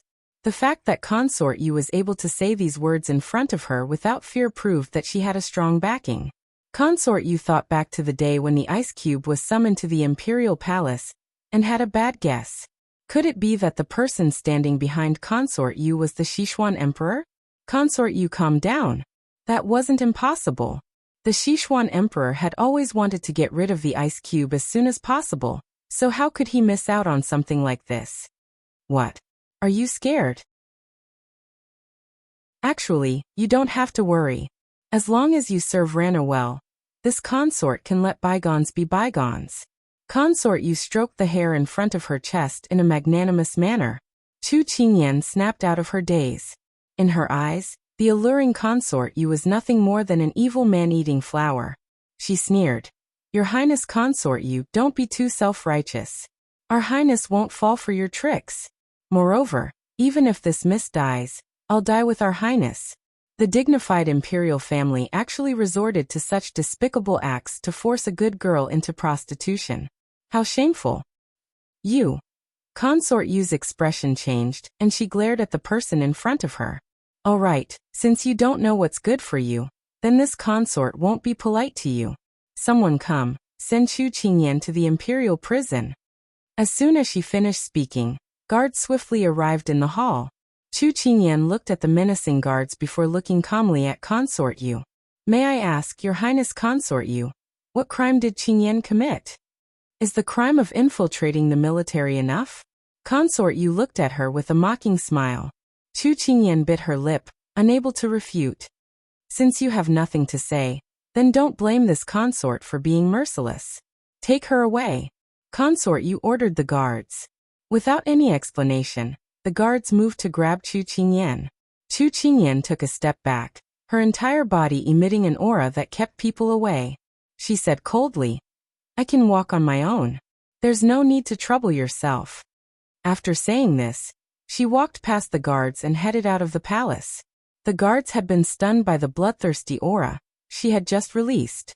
By the time they came back to their senses, she had already walked a few steps away, so they immediately followed after her. After Chu Qingyan left, Consort Yu restrained her expression and returned to her original calm and elegant self. She slowly spoke into the silent hall. "You heard everything? Chu Qingyan is deeply in love with Xiao Su. If Xiao Su isn't eliminated, it's impossible for you to win the beauty back." After she finished speaking, a handsome and thin figure walked out from behind the curtain. It was the recuperating Xiao Ran. At this time his face was pale, his eyes were lifeless, and his expression was muddle-headed. When his mother's gaze came over, his eyes slowly regained their luster. A touch of hostility slowly appeared on his previously gentle and harmless face. His jaw tightened as if he was restraining something. Before Qingyan came in, his lady mother had him hide behind the curtain, saying that she wanted him to see some things clearly. He originally didn't understand anything, but when he felt Qingyan's trust and intimacy towards his eldest brother, and heard her say that she would rather die than stay by his side, his heart was once again pierced by thousands of arrows just like last night. No, it should be more painful than thousands of arrows piercing his heart. In the end, he was already numb to it. It turned out that in Qingyan's eyes, his eldest brother was the clouds in the sky, and he was the mud on the ground. It really made one's heart turn cold. However, this made him understand even more clearly that he, Xiao Ran, had to have Chu Qingyan. Anyone who stood in their way would be eliminated by him. Then what should I do next? The gentle and clear voice was no longer there. It was low and hoarse with a hint of coldness. "You've already made your preparations?" "I have already thought it through. Even if you have to face Xiao Su, you won't waver?" Consort Yu asked again with certainty. Xiao Ran was stunned. He remembered those gentle and kind eyes, remembered the sword moves that were dancing in the falling leaves, remembered how he had protected her time and time again. His eyes were filled with struggle. He owed his eldest brother a great debt of gratitude. Was he really ready to stand on the opposite side of him? Qingyan, am I not as good as eldest brother? Not at all. Xiao ran. You are a flower that grew up in a greenhouse, while he is a tree that is exposed to the wind and sun. It is indeed unfair to say that. Suddenly, the struggle in Xiao Ran's eyes disappeared. He slowly clenched his fists, his veins popping and his fingertips turning white. However, he was completely unaware. He slowly said, I must let Qingyan know that I am not any worse than imperial older brother. Seeing her son firmly say each word, a satisfied smile finally appeared on Consort Yu's face. Good, with your words, Mufei can be at ease. Ranner, you've finally grown up. Xiao Ran pursed his lips into a line. His expression was firm and his eyes were as hot as fire. When Consort Yu saw this, she nodded. Her plan to make Ranner completely abandon his brotherly feelings towards Xiao Su had not been in vain. Chu Qingyan, you've truly helped this consort greatly.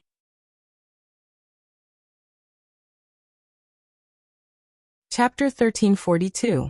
At dawn, Xiao Yao climbed over the wall and entered the King of England's manor. As usual, he was chased all over the yard by Father Chu's chickens, ducks and geese. If Xiao Su hadn't heard the news and rescued him, he would have had more feathers on his head. Why are you here? Xiao Su looked at his second brother who was patting his clothes with all his might, and turned to walk into the hall. Didn't I come to find you for something? If there was nothing, who would want to come to your chicken coop? Xiao Yao's face was full of disdain. He was originally a carefree king who was famous in the capital. Men, women, old, and young vied for him. He had always been glamorous, but he didn't think that every time he came here, he would end up in such a sorry state. He had to get someone to calculate if he was incompatible with this place. However, when he raised his head after cursing in his heart, his eldest brother was already out of sight. He immediately chased after him. At this time, Hualing was reporting to his master. Master, official Lin has already asked His Majesty for permission to return to Jiangnan a few days ago. He set off early this morning, and Miss Xiuli also went back with him. Xiao Su nodded. Send some people to escort them safely to Jiangnan. Hualing received the order, but then he was a bit troubled and didn't know how to start. Is there anything else? Xiao Su raised his eyebrows and asked. It's like this. Yesterday, you had this subordinate send First Master Chu and First Madam Chu back to Lian City, but First Master Chu was very resistant. He said he wouldn't leave until he saw the young princess consort. This made it very difficult for this subordinate to handle. Speak of the devil. As soon as Hualing finished speaking, Father Chu's figure appeared at the entrance of the yard. He was dressed in a blue robe and looked elegant. It was a pity that he was holding a rather unnatural white goose in his hand. He walked over aggressively. Xiao Yao instinctively wanted to hide when he saw the goose, but Father Chu seemed to be coming for him as he walked directly in front of him. Hey damn brat, did you scare my little frog? Do you know that it was going to lay eggs this morning? You scared it so much that it shrank back. Do you know that a person can scare a goose to death? Father Chu's words came out as fast as beans, leaving Xiao Yao, who had never experienced Father Chu's ravaging, dumbfounded. He couldn't help but turn to look at his eldest imperial brother. Where did this clown come from? Hualing held back his laughter as he spoke. This is my little princess father. Didn't you just meet him a few days ago? The corner of Xiao Yao's mouth twitched. So the person who was covered in mud and whose head was covered in leaves and sawdust last time was this weak scholar holding a white goose in front of him? But to be able to carry such a fat white goose so easily, he didn't look weak at all. Xiao Su glanced at Hualing. Hualing immediately understood and walked forward. He asked Father Chu with a smile. The little frog might have been frightened. Let the servants pacify it, and it will calm down and lay eggs properly. White impermanence, when did you become so smart? Then help me carry the little frog to Hollow. Since little Yama isn't here and he has nothing to do, have him smooth the little frog's feathers for me until it lays eggs. I still have something to do with the inverted onion. Father Chu stuffed the big white goose into Hualing's hands as he spoke, and left it to others. Hualing helplessly face-bombed. At this time, Xiao Yao curiously leaned over and asked, Hualing, who is Hollow? Who is little Yama? Why are you called white impermanence? Also, who is the inverted onion? When Hualing heard this, he instantly felt a headache coming on. He stammered. This subordinate can't explain it in a few words. This subordinate will go smooth the little frog's feathers. Second Highness, please chat with Master. This subordinate will take his leave. Xiao looked at Hualing's back as he left. Why did he feel like he was fleeing? Suddenly, a face enlarged in front of his eyes. Xiao couldn't help but take a step back in fright. When he saw that the person standing in front of him was the first old Master Chu they were talking about, he couldn't help but gulp. To be able to name a white goose little frog, it was quite strange. However, looking at his eldest brother's expression, he seemed to indulge this person. As expected of his princess father, he loved the house and its crow. At this time, Father Chu had already changed his target. He stood in front of his son-in-law and harumphed. Inverted onion, father, I'm not leaving. Don't let white impermanence come over again. Father wants to wait here for Kai to come back. It's very dangerous here, Xiao Su said in a low voice. Chu Machen's father took a deep breath. Just when Xiao thought that he was going to lose his temper, he pursed his lips and burst into tears. Son-in-law, do you not want your father anymore? Are you going to chase your father away? Father is so pitiful. Little cabbage yellow in the fields. Xiao Su had a headache and raised his hand to stop his father-in-law from continuing his plaintive singing. Everything is as you wish. When Kai comes back, you will leave with us. After getting the answer he wanted, Father Chu was like the weather in June. When he said it would rain, and when he said it would stop, it would stop. His face was like the sun in June as he smiled and waved at Xiao Su. Then father will go look for Kong. You go do your business. Father Chu slipped away after saying that. When he passed by Xiao, he harumphed coldly and said, Don't have any ideas about my little frog. Even if it lays an egg, I won't give it to you. Xiao was speechless. He pointed at the skipping figure and said to the people around him, Your princess father is really interesting. Even if he's interesting, it's not yours. The corners of Xiao's eyes twitched. Eldest brother, you're too possessive. However, he had never seen this kind of affection from his imperial father, but now he saw it from Father Chu. Xiao's heart was filled with emotions. Perhaps the Chu family was the only family that could truly bring warmth and affection to eldest brother. Why are you looking for me? Xiao Su didn't bother with pleasantries and asked directly. Xiao also sat down with him, his expression turning serious. I heard that the Fu family has submitted a memorial, saying that they want to expose the Liang family for abusing their official position over the past 20 years, deceiving their superiors and subordinates, and committing heinous crimes. Moreover, the day after tomorrow, the Fu family will launch a complaint against the Liang family. I heard this from the courtesan of the Yihong brothel. She said that it was the Fu family who accidentally revealed it, and she overheard it. When he said this, Xiao sighed. Eldest brother, the fire here hasn't been extinguished yet, but the fire there has started again. I'm really worried for you. I've already heard about the Fu family. You don't have to worry. There won't be any major conflicts at the moment, but... Xiao Su changed the topic, his gaze cold. You should go to less brothels. Imperial father's mood isn't too good recently. Don't get caught by him. Xiao chuckled and leisurely leaned against the back of the chair. His voice was relaxed. I just like the wine there. Don't think of me as such. What I think of you isn't important. What you need to pay attention to is what the court officials think of you. You don't want to be caught by the imperial censor. Xiao Su glanced at him coldly. Xiao shrugged. All right, there are a lot of things going on recently. I'll try to go less. Why are you still here? What else do you want? Hearing this, Xiao's posture couldn't help but tighten. His gaze was hesitant. Imperial brother, I do have something to tell you, but you have to prepare yourself first.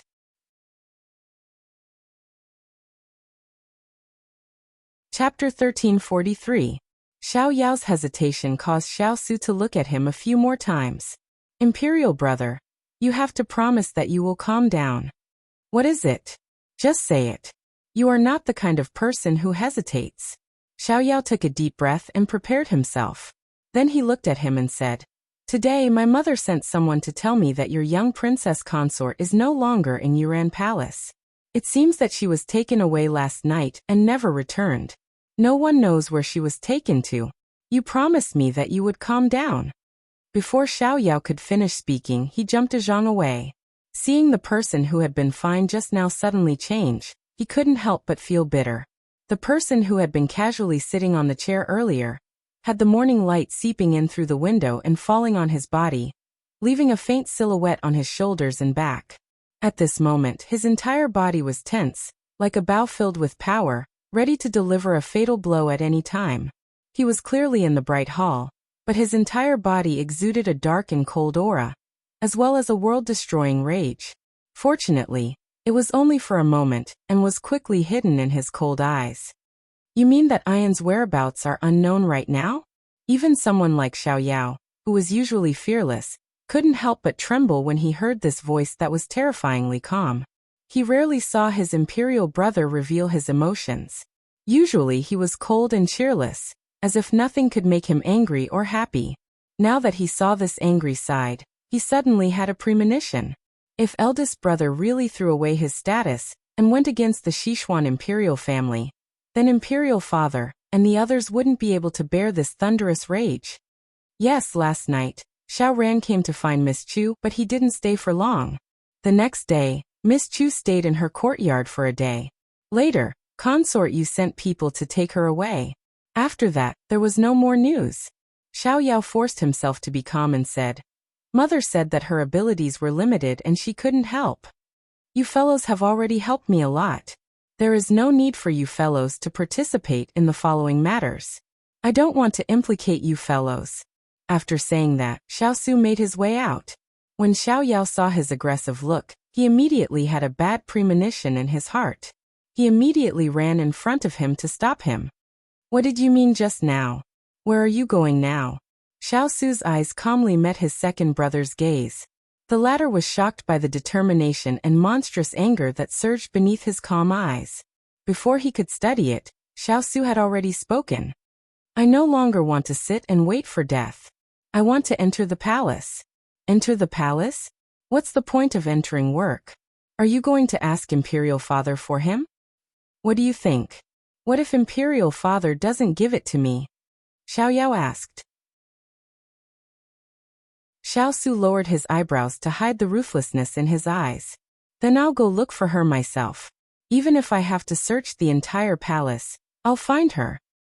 When he finished speaking, Xiao prepared to walk past him and head straight for the door. Xiao reached out and grabbed his arm. His voice lowered. Imperial brother, do you know that you're just going to die like this? You've already been blinded by your impulsiveness. Think about it carefully. If you do this, will you really be able to find her? Perhaps not only will you not find her, but you'll also throw yourself in? Won't the gains not make up for the losses? At that time, who will save Miss Chu? Have you thought about the consequences? As if a cold wind had blown over, the flames in Xiao's eyes gradually extinguished with Xiao's words. The powerful pressure on his body dissipated, allowing Xiao's worried heart to finally settle.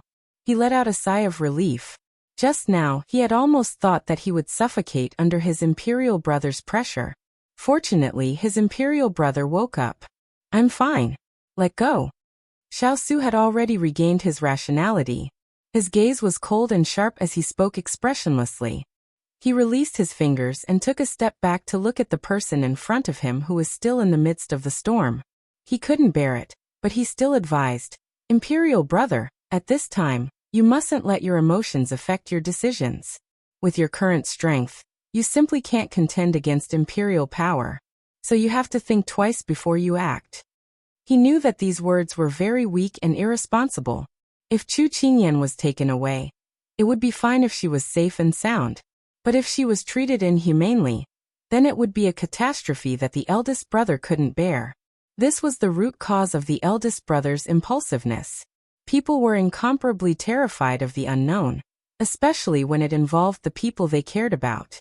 Whether you were the brave god of war or the high and mighty lord, it was difficult to escape. I know. Xiao returned to his seat. At the same time, he had already summoned Torin. Master, You were looking for this subordinate? Turin asked respectfully as soon as he entered. Xiao Su told him about the little fellow's disappearance in the imperial palace. Then he ordered, "Send out all the hidden guards to keep a close eye on the people from the Moon Palace sect and the Fu family. Pay attention to the people who are in contact with Consort Yu. It doesn't matter if you rob her openly or secretly. Bring her back to this prince and pry open their mouths." No one would have thought that these words, which sounded like the words of a bandit leader, would come out of the mouth of his righteous and brilliant eldest brother. It was simply too exciting and made one's blood boil. Xiao blinked. It was as if this was the first day that he had met him. He stared at him without blinking, afraid that he would fly away from his eyes and never see him again. However, Xiao didn't expect that this hot-blooded Xiao Su would be like this every time they met in the future. How could a person who had fought and shed blood on the battlefield be a weakling? In the past, he had put away all his hostility because he had left the battlefield of fighting and killing. There was no need to shout like this anymore. The people in the capital also didn't want to see an unruly eagle swaying under their eyes. The person on the dragon throne also didn't want him to shine too brightly. However, because he had put away his claws, those people all thought that he had become a docile little lamb after staying in his fief for a few years. It was simply too laughable. Go and call in the Hualing and water spirit. This prince still has things to tell them, Xiao Su said indifferently. Then he sent Turin away. Turin knew that time was tight and didn't dare delay any longer. After nodding, he strode out of the door. Xiao felt that his mission was complete. He originally wanted to say a few words to his brother to comfort him, but seeing that he didn't want to talk too much with others, he tactfully rubbed his nose. He thought that if he stayed any longer, he was afraid that others would find out and make his father suspect that he and his brother were in cahoots. Thus, after bidding farewell to him, he immediately left with Turin. Xiao Su looked at the back of his unruly brother as he left and sighed softly. In the imperial family, only those who understood and pretended to be muddle-headed could live long. He hoped that his second brother could still peacefully live his muddle-headed days.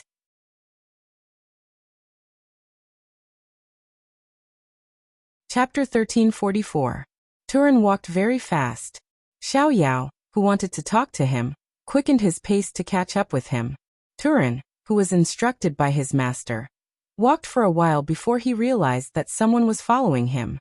He thought that Prince Xiao probably had something to say, so he stopped and turned around to wait for Xiao for a while. Xiao waved his fan and caught up with him. There was no sweat on his face, but he pretended to be out of breath. You are indeed the best assassin under my eldest brother. You walk without a sound, and your speed is so fast that it's like flying. This prince is sweating profusely. I really admire you. Turin looked at his relaxed steps and refreshed appearance. He couldn't help but twitch his eyes. The second prince's ability to lie through his teeth was getting better and better. I wonder why your highness is looking for me. Xiao secretly shook his head in his heart. Eldest imperial brother had many capable people under his command, but each of them had inherited his temper. If there was something to say, they would say it without any hesitation. More importantly, they were not polite at all.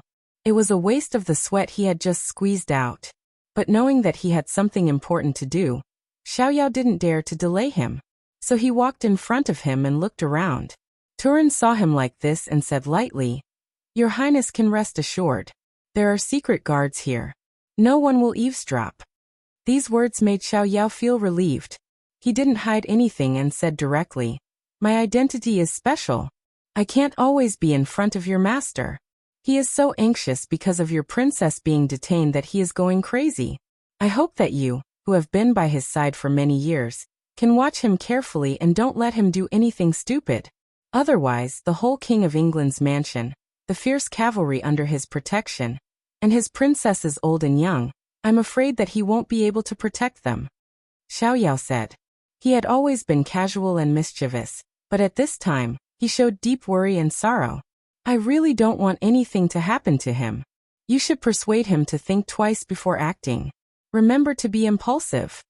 Turin knew that the prince in front of him really cared about his master, and his cold eyes softened a little. Your Highness, I know that you are worried about my master, But there is one thing that I must clarify with you. Please speak. Xiao looked at him seriously. Turin smiled, revealing a bloodthirsty look on his usually stern face. Your Highness, you're wrong.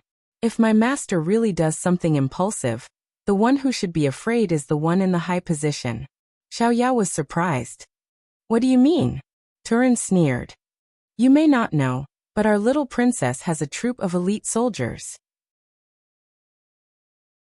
If my master really wants to abandon the thousands of people in Sichuan, as long as he summons them, the imperial palace will be trampled into powder even if it is impregnable. These words shocked Xiao. If these words were said by someone else, he wouldn't believe it. But when he saw Turin's confident and proud expression, he couldn't help but think of the rumors he heard when he was fighting against Nan Song. Could it be that what I heard before, that there is a herd of wild beasts helping Imperial brother on the battlefield, is true? That herd of wild beasts is led by your princess? Seeing the second prince so shocked, Turin stopped smiling. As long as little troublemaker and glutinous rice ball set out, trampling the Imperial palace would only be a matter of minutes. But the reason why his master didn't use them was that he didn't want to destroy the Sichuan's thousands of years of foundation. If the most important place of the Sichuan was destroyed because of a momentary hatred, then not only would the Sichuan fall into chaos, but the various countries that coveted the Sichuan for a long time would also send troops to take a share of the profits. The Sichuan would be finished. Therefore, his master didn't want to push the Sichuan into eternal damnation because of personal hatred. This way, even if they were no longer under the control of the Sichuan emperor, when the troops of other countries came, the people wouldn't have a place to live. After all, when the nest was overturned, no egg would be left intact. Turin didn't answer Xiao's words. Some words didn't need to be said clearly. The second prince was a smart person. He would understand. Therefore, Turin bowed to him and quickly left. He still had things to do, so he couldn't waste time here. Xiao looked at Turin's back as he left. The hand that was holding the fan slowly lowered. He smiled bitterly. At this time, his throat was dry. He sighed in his heart. Imperial father, oh Imperial father, you should be glad that you have a son who cares about the country. Otherwise, you wouldn't be sitting on the dragon throne without any worries. Therefore, don't be too ruthless. If the eagle really rushes out of the cage and spreads its wings, I'm afraid your country will be finished. Xiao turned around to look at the courtyard, shook his head, and slowly walked away with light steps. Xiao, can I tell you a secret? My name isn't Pang Zhijing. I'm not the original Southern Blue Princess. I came from a distant era. I never understood why the heavens let me appear here, but now I know. The familiar courtyard, the familiar furnishings, and a familiar figure standing under a tree. She was surrounded by smoke, as if she was standing in the 9 heavens. Her appearance was still so demure and beautiful, and her mischievous expression was just as before. He saw her slowly walking towards him. She didn't jump and jump like before, and her smile was more beautiful than a flower. Xiao, I traveled through 1,000 years, and after the reincarnation of time, I came here only for you. Therefore, I'm different from those who hurt you. You have to believe that in this world, there are still people who care about you. I know, I always knew, so you can't leave me. He used all his strength to reach for her hand, but the moment he raised his hand, the scene in front of him disappeared as if his finger touched the surface of water. No. Xiao woke up from his dream, sweating profusely. The wounds on his body seemed to have been torn open, and there was a dull pain. When he saw the scene around him, he held his forehead and smiled very softly. Bitterness overflowed, and the pain in his heart was indescribable. Not far away, Wang Pa saw this scene and wanted to rush over to take care of him, but she was stopped by Wang Pa. Wang Pa shook his head at her. Some wounds come from the heart. You have to let him sleep alone, otherwise sooner or later he will get sick. At this time, you don't have to add to the trouble. Wang Pa knew that her husband was right, but her heart was still tightly clenched.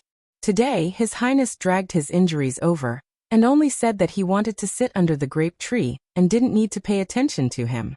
Then he sat there for half a day. How could she not be worried with such a dazed appearance? At this time Lin Jiangdong, who wasn't stopped by Wang Pu in time, quickly walked to his lord and said in an urgent tone, "Lord, something happened in the King of England's residence." These days, their thoughts were all on the safety of their lord, and they didn't have the leisure to care about what happened outside. Today when he left the residence, Lord also let him out to walk around. Only then did he know that something happened to the King of England.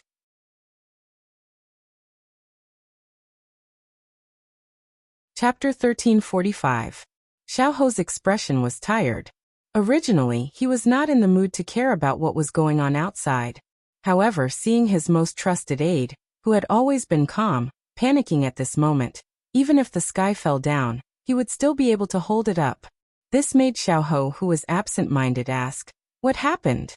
In fact, he had never believed that anything would happen to Xiao Su. After so many years of fighting with him, he had suffered many losses at his hands. He did not eat his flesh and blood. Sometimes he would be skinned by him. Therefore Xiaoho's tone was very casual. "I heard that after his young princess was invited into the palace a few days ago, she has never come out. The King of England's residence has been completely surrounded. The entire city is under martial law. It seems that one is under house arrest in the palace, and the other is under house arrest in the prince's residence." Lin Jiangdong saw that the lord became spirited as he spoke, so he could not help but say more. "The situation has become very strange. Although their princess has been brought into the palace, very few people know about it. If we did not have spies inside, I am afraid that we would not have been able to find out the news. Recently, many people have gone out of the palace to do things for His Majesty. The King of England also seems to be moving, but this one really cannot see what they are doing. However, it is clear that His Majesty seems to want to move against the King of England." Xiaoho's indifferent expression turned serious and focused. He was even a little surprised when he heard the last part. However, when Lin Jiangdong finished speaking, his expression returned to its former unfathomable expression. He smiled lightly and said with ridicule, "Imperial Father is planning to get rid of the donkey after it has outlived its usefulness. But we haven't even implemented the plan yet. Why is His Majesty moving ahead of time? They had originally set up a trap. They used the assassination of the Lord to arouse the suspicion of the Emperor. Then they pushed the father and son to fight among themselves. However, because of the appearance of the Princess of Nansong, their plan was disrupted. Their lord was unable to recover from the setback and lost his desire for revenge. However, because of Wang Yu's arrival, they understood the truth of that year. Although their lord did not show it, he could feel that the lord was more or less glad that they did not start the plan. Otherwise, they would have gotten the wrong revenge. However, they did not push them, but they began to rebel. It was really too surprising. Imperial Father probably can't wait anymore. He couldn't wait to get rid of the prince who had a higher reputation among the people than himself, who had made more contributions than him, and whom he didn't truly want to hand over the country to." Xiaoho's calm narration caused Lin Jiangdong to fall silent. Although he had guessed this in his heart, when he heard the Lord's affirmation, his heart could not help but tremble. The Emperor was too ruthless to do this. In the past, Imperial Father wanted to move against him, but he could not find fault with him. Moreover, the country did not lack such a capable general, so he could only be an eyesore. Now the eldest brother has handed over the command token of the 3 armies. He is not someone who likes to form cliques for personal gain. In the capital, other than the personal guards he brought with him, there are not many people. Now that he has a weakness, Imperial Father can easily pinch it. If we don't move now, when will we?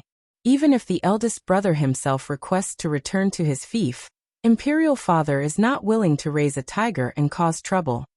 When Xiaoho spoke, he smiled faintly. His expression was warm, but his eyes were cold.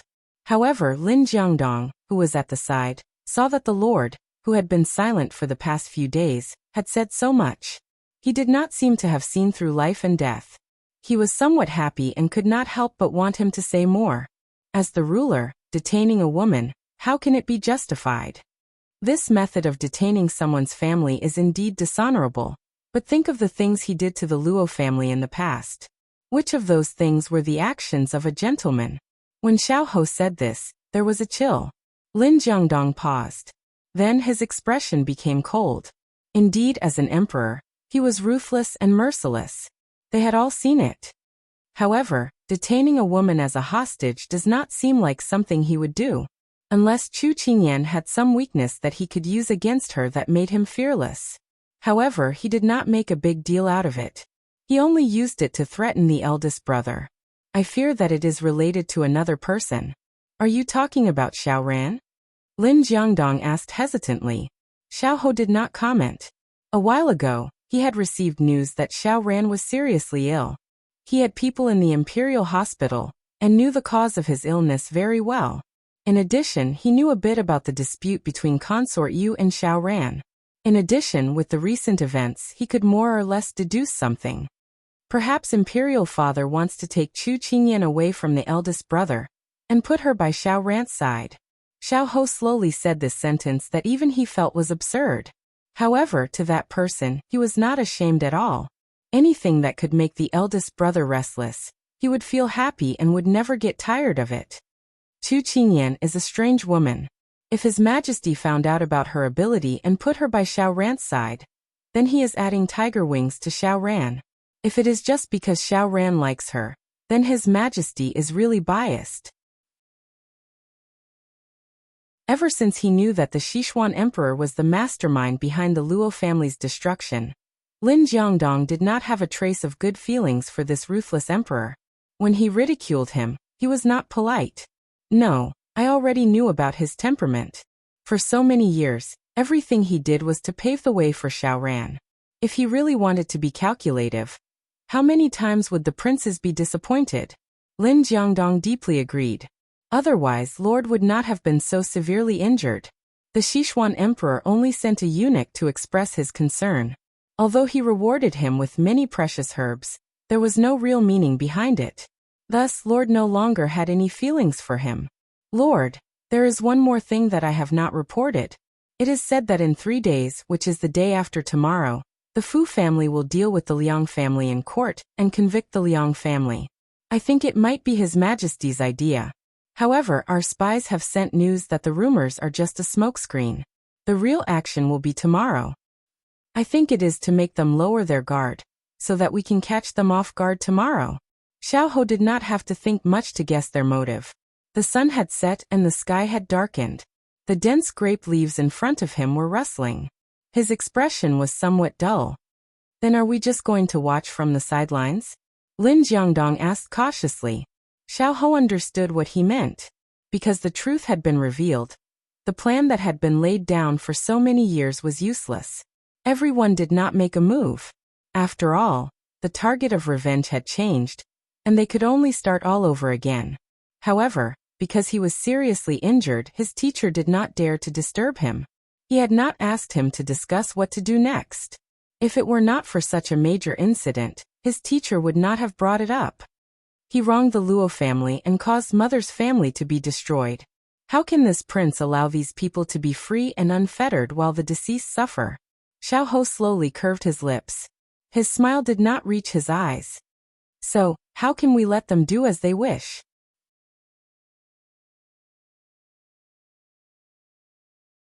Chapter 1346. So Lord, you're planning to help the King of England? After hearing his lord's words, Lin Jiangdong didn't feel surprised at all. Xiao Ho's smile deepened. Go down and find out the situation so that we can deal with it. Looking at the Lord's sinister smile, Lin Jiangdong felt that the Lord of the past had returned, but it seemed that something was missing, and something else was added. Lin Jiangdong looked up at the grape trellis in the courtyard, and he had an answer in his heart. Perhaps it was for the sake of the princess who had passed away. This one will take his leave. After Lin Jiangdong retreated, Xiao Ho put away his expression, and looked at the vines that covered the trellis in front of him. The green leaves were lush, and it seemed that in 1 or 2 months, the fruit would be ready. He had promised that little rascal, when the fruit ripened, he would bring her here. Thinking of that time, she stood under the trellis, drooling at the large leaves, and her eyes were shining with greed. His eyes were as deep as a pool of water, hiding endless pain. He suddenly regretted it. For Xiao Ho, he thought that there would be no accidents in his life. For example, everything would be carried out according to his plan.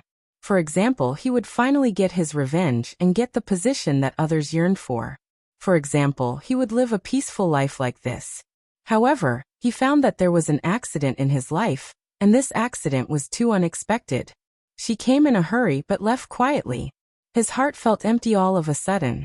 If he knew that the Prime Minister's son was sent by Nan Song, if he didn't think that he was infallible and underestimated the enemy, would there be no fatal blow on the cliff? If he put more effort into her, would there be no separation?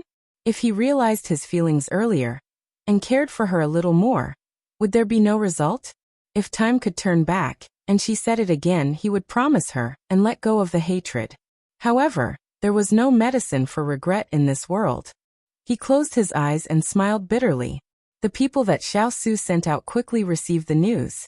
Turin, fire spirit, water spirit, and the others stood in a row, their faces incomparably solemn. They all looked at their master in front of them, afraid that what they were going to say next would make him go crazy. What are you all staring at this prince for? What did you find out? This prince can take it. Xiao Su glanced at the people under his eyes and said coldly, "This matter was found out by Tu Ling." He gritted his teeth and said, "Master, your method is very effective. This subordinate has kidnapped a few people and used some tricks.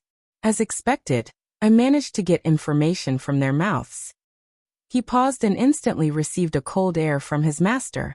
He immediately said, "Young Wang Fei is not in the imperial palace right now. She is locked up in the imperial prison." The people in the palace gave orders to the people inside, so no one knows that young Wang Fei is inside. After that, everyone present lowered their heads and didn't dare to raise their heads because they knew their master well. They were afraid that their master would fly into a rage. As expected, the temperature in the room instantly dropped to the cold winter of the 12th lunar month. A voice so cold that it seemed to be covered in ice shards came from above. "Good, very good." Following these words, there was a hong sound. The table made from a 100-year-old tree cracked and shattered on the ground. No one dared to make a sound. Xiao Su took back his hand and clenched his fists. Under the mask, his face was terrifyingly dark. If she was placed in the imperial palace, at least they would not lack her food and clothing. But what kind of place was the prison? Not to mention how dirty and messy it was. The people locked up were either evil people or people who committed heinous crimes. Even if they were not about to be executed, they were not far from death. In that kind of place, how good could the environment be? How could he bear for his little fellow to suffer in there? That was the person he loved the most. "Turin, water spirit, fire spirit, does this prince look like he is easy to bully?" This sudden question caused the three valiant fierce mounts to be dumbfounded. The valiant fierce cavalry that their master raised could fight 100 enemies. Each one of them killed without spilling blood. Their master led 30,000 soldiers to kill 100,000 enemies like they were harvesting grass. Their master did not show any mercy when dealing with corrupt officials in the north. Once they were investigated, their families would be exterminated, and their blood would flow like a river. Could their master be someone easy to bully? The three of them narrowed their eyes. How was that possible? It seems like in these 5 years, they think that this prince has lost his courage. They think that this prince is a tiger that has been imprisoned, with all of its teeth pulled out. Heh!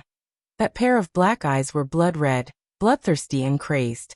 This was the first time they heard their master laugh so creepily. The three of them immediately understood that their master was going to fight back. It was as if they had been injected with chicken blood. Their eyes shining brightly. "Master, please give your orders. We will be on standby." The three of them were valiant and high-spirited. It was as if they were not going to do something against the heavens, but to lead troops into battle. But this time, it was almost the same as fighting a war. The only difference was that the opponents were their own people. "Water spirit, go and figure out the structure of the prison." "Yes." "Turin, prepare to raid the prison tomorrow night." "Yes." "Hualing, arrange for the family to be moved." "Yes." These were people that had been by his side for 10 to 20 years. He did not need to say anything, they all knew how to carry it out. "Little fellow, just hold on for one more day. Big Ice Cube will come and save you." At this time, The person that was being thought of was squatting in the prison, rubbing her arms. This consort you was too ruthless. Just because she said a few words, she was sent to this place where birds did not lay eggs. It was gloomy all around. There were rats and cockroaches crawling everywhere. It was very disgusting. Moreover, it was worthy of being the lowest level prison. Not only was it dark, it was also very cold. At this time, her internal strength was suppressed, and she could not even circulate her chi to warm up. But this was not the most annoying thing. The palace servant standing not far away was the most annoying thing. Miss Chu, have you thought it through? As long as you are willing to admit your mistake to consort you and agree to her request, you can immediately leave this place. How about it? This person was Consort Yu's trusted aide. Right now, she was trying her best to persuade her to surrender. She had not stopped for 2 days. As expected of someone from the palace, her temper was really good. Moreover, she kept telling her about the benefits of being by Xiao Ran's side. It was simply too annoying. It seemed like Consort Yu wanted her to suffer here. She wanted to know how powerful Consort Yu was. She wanted to kill her spirit, punish her, and then make her beg for mercy. Did she really think that she was one of those delicate young misses? She Chu Qingyan had suffered all kinds of hardships. This could not compare to the hardship she suffered when she was thrown into the Fuli mountain range by Xiao Lai. She stretched lazily, and then grabbed the straw to lie down. She leisurely said, "Did eunuch say you're tired? If you're tired, then rest. Your throat is not good to begin with. Don't tire yourself out. This prison is a little dark, but you can still see the scenery.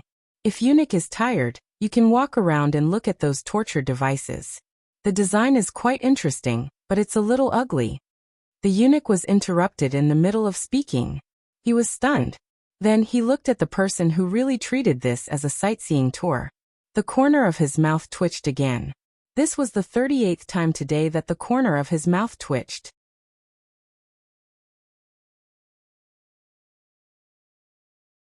Chapter 1347. Chu Qingyan's lips curled up as she heard the sound of footsteps being stepped on. That palace servant had finally been angered by her, and moved on to other places to vent her frustrations. She lay on the grass and looked at the dark dungeon. The light in her eyes also dimmed. She had heard from Big Ice Cube that the heavenly prison only held important criminals. The lower the level, the more serious the crime and the stricter the security. The lower the level, the lower the possibility of getting out. She recalled the number of steps she had walked down that day. This was probably the lowest level. She thought that to be able to treat her as an equal to a serious criminal, it seemed that her status in the imperial concubine's eyes was still very high. However, she also knew that if it wasn't for Big Ice Cube, she wouldn't be able to enjoy such treatment. However, the more they were afraid and the more careful they were, it proved that this time, they wouldn't go easy on Big Ice Cube. Many of the problems that had perplexed her slowly dissipated after she was imprisoned. It was very quiet here, and it allowed her to sort out the current situation. She had now become Big Ice Cube's weak spot that he didn't dare to act rashly. The imperial concubine and Big Ice Cube were probably relying on this point to set up a trap while manipulating Big Ice Cube. She thought of what she had said before. She wanted to be an eagle that fought side by side with him. Now it had become a joke.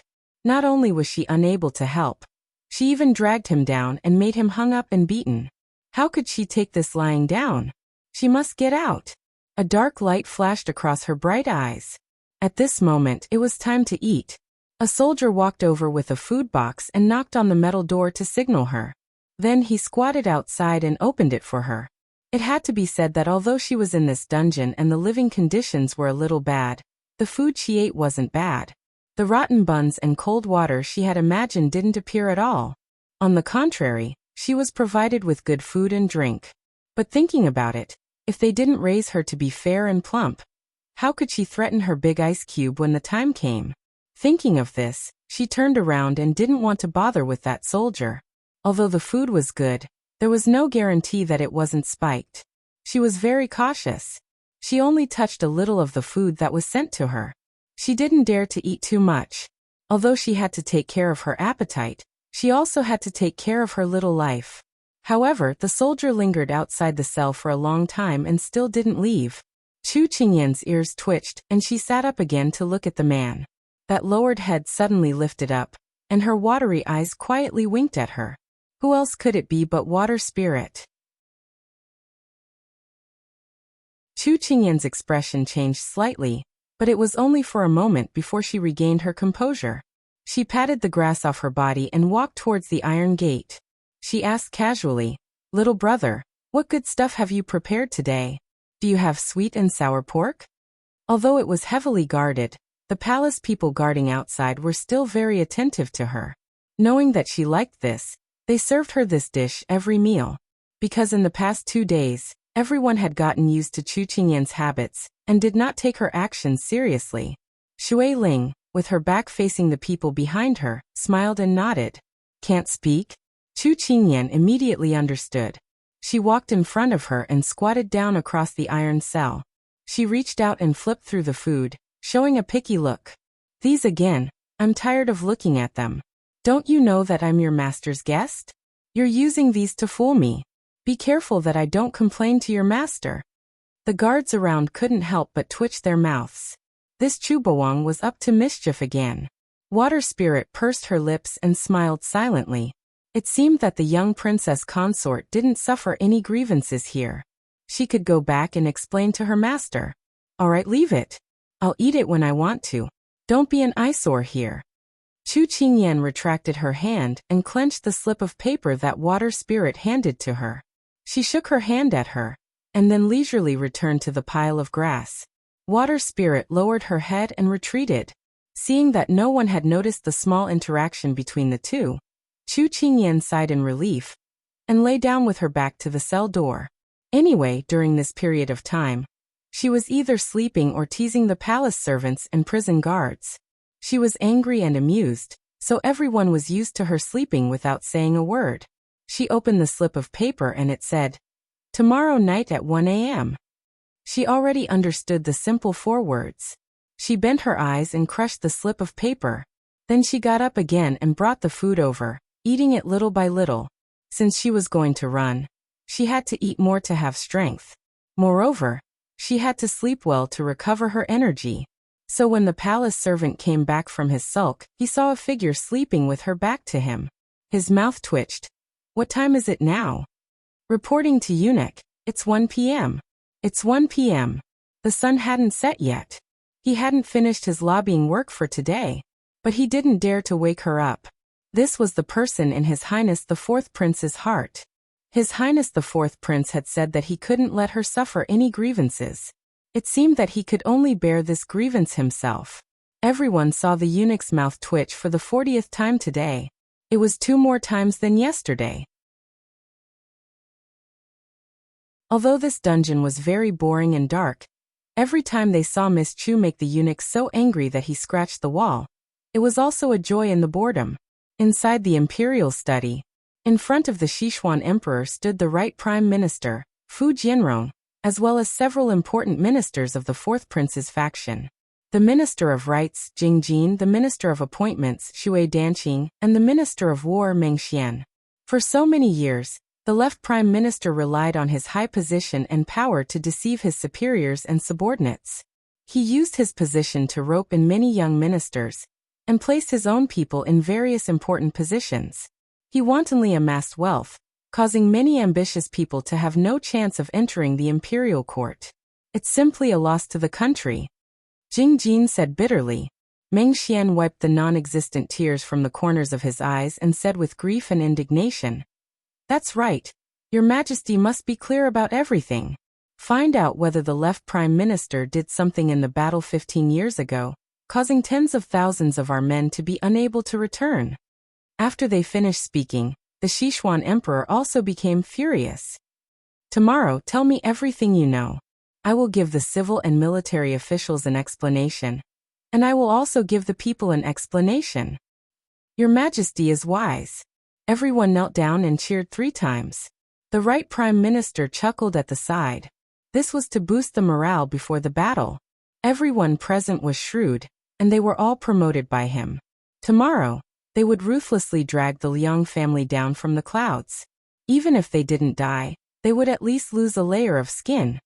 Okay, you can all go and prepare. The Sichuan emperor waved his hand, and everyone left. When only the Sichuan emperor and eunuch Xiao were left in the study, the Sichuan emperor revealed a faint smile. Xiaoji, I have waited for this day for more than 20 years.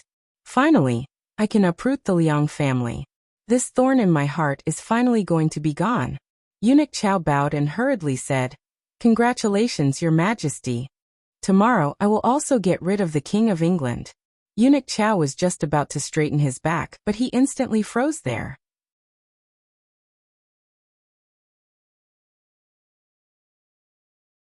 Chapter 1348. When Xiao Su received the news that his little fellow was safe and sound in the prison, he couldn't help but let out a sigh of relief. Water Spirit saw that her master's expression had eased quite a bit, and also let out a sigh of relief. But when she thought of the matter she had to report, she was a bit uncertain.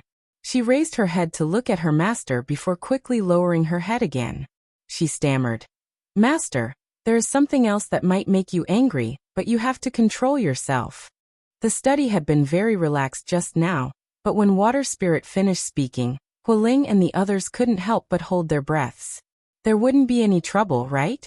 Xiao Su said indifferently, Speak.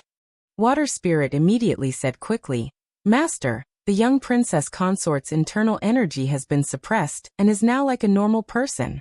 Also, this subordinate found that her pulse is beating a bit strangely. As for the specific situation, Ethereal will have to take her pulse to know. When she had given the letter to the young princess consort today, her fingers had brushed her wrist, and she had discovered these 2 points.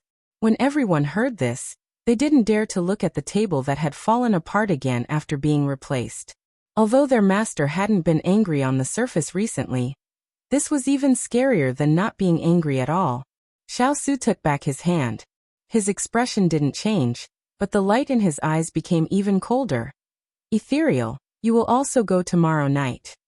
Ethereal immediately stood up. This subordinate obeys. Xiao Su looked at everyone.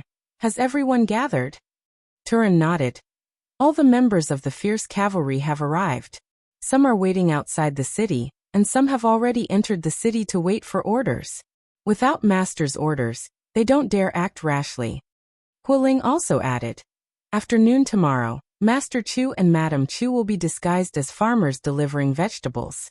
The carriage has already been prepared, and will immediately send them out of the city when they see them. Water Spirit replied. This subordinate has also prepared everything. We will keep a close eye on the city. If there is anything strange, we will send a message to everyone. Wood Spirit and Ethereal also nodded. They were in charge of materials and herbs. As long as they were organized properly, they could be used when necessary. Good. Other than Turin, everyone else is dismissed. Act according to the plan. If there is anything strange, act ahead of time. Xiao Su's jaw clenched as he gave the order solemnly. Yes, this subordinate obeys. Soon, only Xiao Su and Turin were left in the room. Ben Wang's going with you tomorrow night. The Earth Spirit widened his eyes. Master, didn't you say that you would be in charge of the palace? Xiao Su ordered coldly and sternly. There's no need to say more. Take your men to the armory and pick out weapons that you can use. Those are the weapons that have been rewarded by the higher-ups over the years. Tu Ling still wanted to say something, but he could only lower his head and accept the order under his master's cold gaze. It turned out that his master had asked him to stay behind because of this. This was too risky. If he was found out, he would really be accused of trying to rebel. But their master was their sky and their faith. No matter what he said, they would not doubt or oppose him. After the Earth Spirit left, Xiao Su turned around and picked up the longsword that was hanging on the wall. The pitch-black scabbard was engraved with complicated patterns that gave off an awe-inspiring glow. The black sword hilt was engraved with the same patterns. When he held it in his hand, he could feel that it was grinding against his rough skin. He used this sword to fight against foreign enemies or to deal with traitors. He never thought that he would use it on his own people one day. With a bit of strength, he pulled out the sword that weighed over 10 jin. A silver light flashed across his eyes, cold and emotionless.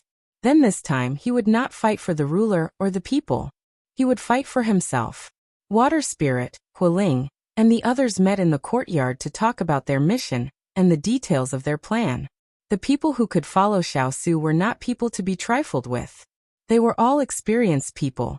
Otherwise, they would not be able to command their own fierce cavalry. They were different from other people's shadow guards. They weren't marionettes that obeyed orders. They had their own independent analysis, decision-making, and leadership skills, so Xiao Su only gave them tasks, and they had to figure out how to complete them. So any one of these people would be able to reach the same level as those officials who had been in the court for decades. They might even be smarter than them and know how to judge the situation better. Just as these people finished their analysis and were preparing to split up, the fierce cavalry that was arranged to take care of Little Hai and the others outside the city hurried over. Sir Cavalry Masters, the little princess's pets went missing this morning. This subordinate has already sent people to search for them, but so far, there is no news. This news stunned everyone on the spot. Ethereal had the most contact with them, so he was shocked. Were they taken away by someone or did they leave on their own? This subordinate has looked around, and there are only their footprints. There are no other suspicious people around, so it can be determined that they left on their own. Knowing that they did not fall into the hands of evil people, Huiling was a bit relieved. Alright, Master is already in a terrible fix. Don't tell Master about this for now to avoid him being annoyed. Send people to search first and report to me immediately if there is any news. Yes. This episode made the others frown. They hoped that these pets were lucky and would not be targeted by evil people. Don't think too much. They are all overlords and have been trained by the little princess for a long time. The ones who should be worried are not them, but the people they target. Ethereal spoke up at the right time. This made everyone relax. What he said was right. It was fine if they did not bully others. There was nothing to worry about. The most important thing right now was to deal with the matter in front of them. Water Spirit spoke up. Let's go do our own things. If there is anything, we will contact each other. After parting today, they did not know if they could safely meet again. They cupped their hands at each other and turned to leave. They, the fierce cavalry, treated every mission as their last. They never thought that they would live again. Only by using all their strength and not leaving any leeway could they survive. The next morning, someone from the palace came to invite Xiao Su into the palace to attend court. Didn't you say that court was cancelled today? Why are you suddenly going to court? Turin looked at his silent master in confusion. Turin, I'm afraid that our plan will have to be brought forward. Xiao Su looked at the first ray of light in the sky, but his eyes were as dim as before dawn. Turin pursed his lips. He also smelled that something was wrong. Then, Master, do you still want to go to court? Turin asked worriedly. Even if there is a mountain of knives in front of me, Ben Wong will still charge in. He wanted to see what other tricks that person had. He lowered his eyes and said unhurriedly, if Ben Wong has not returned by 10 o'clock in the morning, you will carry out the plan. But the Earth Spirit's persuasion was cut off halfway by someone else. Turin. This subordinate is here. Xiao Su turned and looked at him with a solemn expression. I will leave Ian to you. Please bring her back to Ben Wong safe and sound. Turin pursed his lips and said firmly yes. Good. Xiao Su patted his shoulder and strode out of the door. Turin looked at the back of the figure that left alone. His eyes were hot. Then he casually wiped his sleeve and immediately left to pass down the order that the plan was about to change.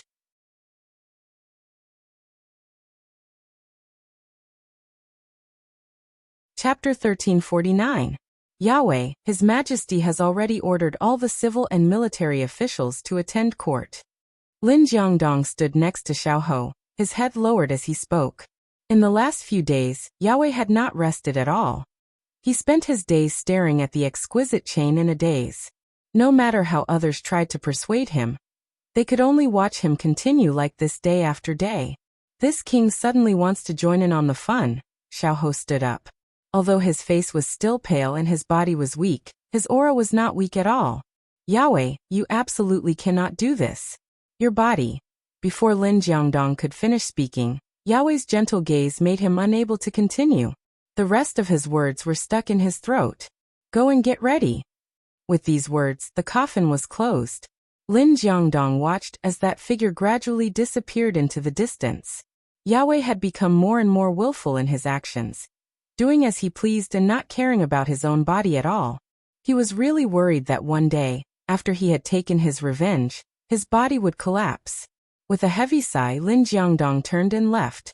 Today's court was extremely lively. Originally, because the country was peaceful and the people were at peace, there was nothing important to deal with.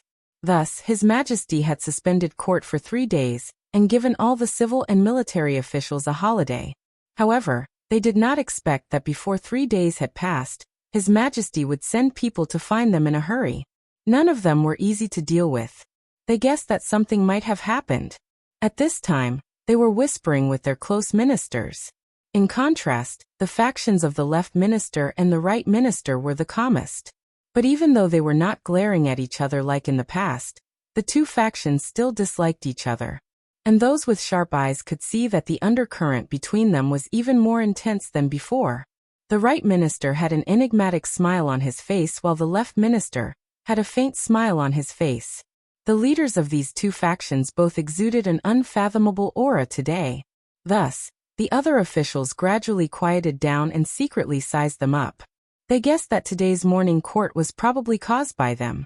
But what shocked them even more was that His Royal Highness's aura was even colder than before. Even on this hot summer day, no one dared to approach him.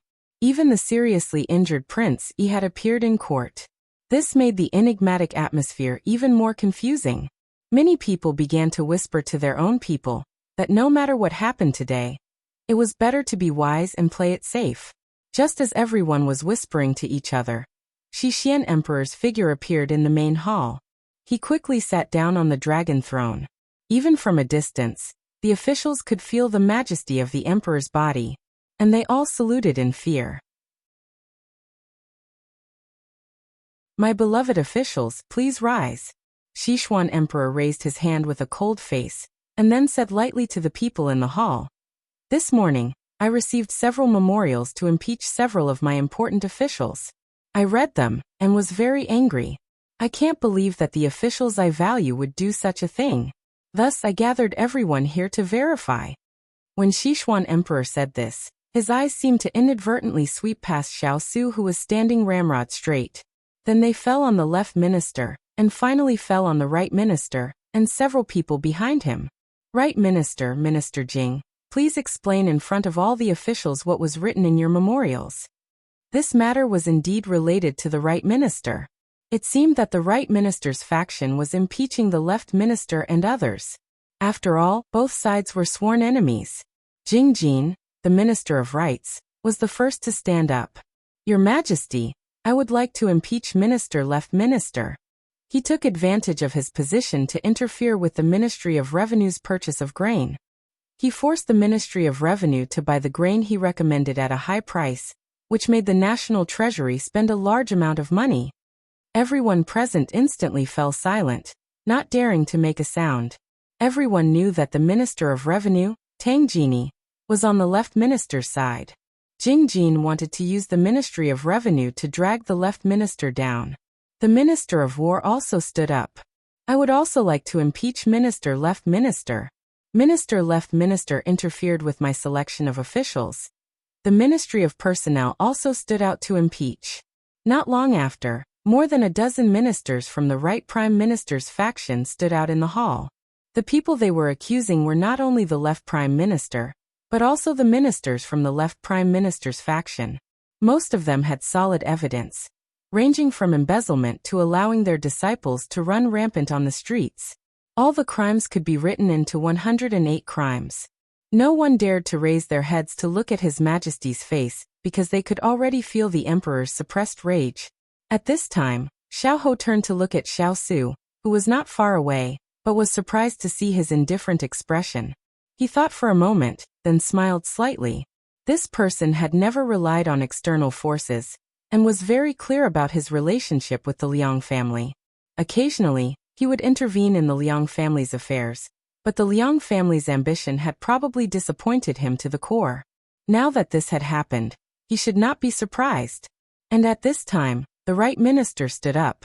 Everyone knew that the main event was here. Fu Jianrong bowed to the Sichuan emperor, then turned to the left minister, who had been standing quietly opposite him, and said angrily, Left Minister, do you still remember the Battle of Qingshan 15 years ago, when our army was completely wiped out? This old official does not dare to forget. Tens of thousands of soldiers died for the country, and the whole country mourned. The left minister shook his head and sighed, seeing that he could still maintain his composure at this time. The right minister had doubts in his heart, but he did not think much of it, because His Majesty was on their side today. Left Minister, of course you do not dare to forget. In your dreams at night, did those soldiers who died unjustly enter your dreams and ask for your lives? Once the right minister said this, the officials were in an uproar. The right minister snorted, then turned to the emperor and said, Your Majesty, the battle 15 years ago was not because the commander did not make good decisions, but because someone cooperated with the enemy country and manipulated it in the dark, so that the enemy country could retain its strength and retreat. This person is our left minister. This is the letter they exchanged back then. The right minister presented it with both hands, and someone immediately came to take it. He cast a mocking smile at the left minister. This letter was forged, but His Majesty wanted to uproot the Liang family, so he did not care about the authenticity of these letters. The right prime minister's words were like a huge thunderclap that exploded in the hall. Everyone sucked in a breath of air, and looked at the left prime minister. After the Sichuan emperor finished reading the letters in his hand, his face full of anger, he was so angry that he threw them down. My most trusted left minister, how do you explain things now? Xiao Ho glanced at the people in the hall. He had not attended court for a long time, so he did not know that these people's acting skills had reached the point of perfection. This was going to be interesting. He really didn't know how eldest imperial brother would deal with this.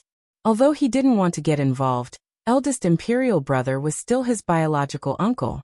Moreover, no matter what, the Liang family was still on his side. If they fell, then his position in the imperial court would plummet, not to mention the reputation he had earned in the past few years among the common people.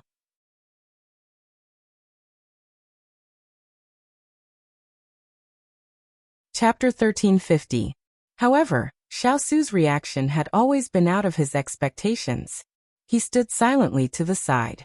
No matter how many people looked at him and saw him as the savior of the world, he was indifferent. It was as though there was nothing else in his eyes other than the brick on the ground. Many people craned their necks to look at the brick to see what was so good about it. Xiao Ho frowned slightly. Was he really not going to care about the Liang family this time? Even so, he could not escape the trap his father had set for him today. He suddenly did not understand this brother of his. Or rather, after all these years, he had never understood him. Just as he was deep in thought, the left prime minister, who was the focus of everyone's attention, slowly walked out. There was no fear or unease on his face at the accusations of the right prime minister's faction. There was only an unexpected calmness, and an undisguised mockery at the corner of his mouth.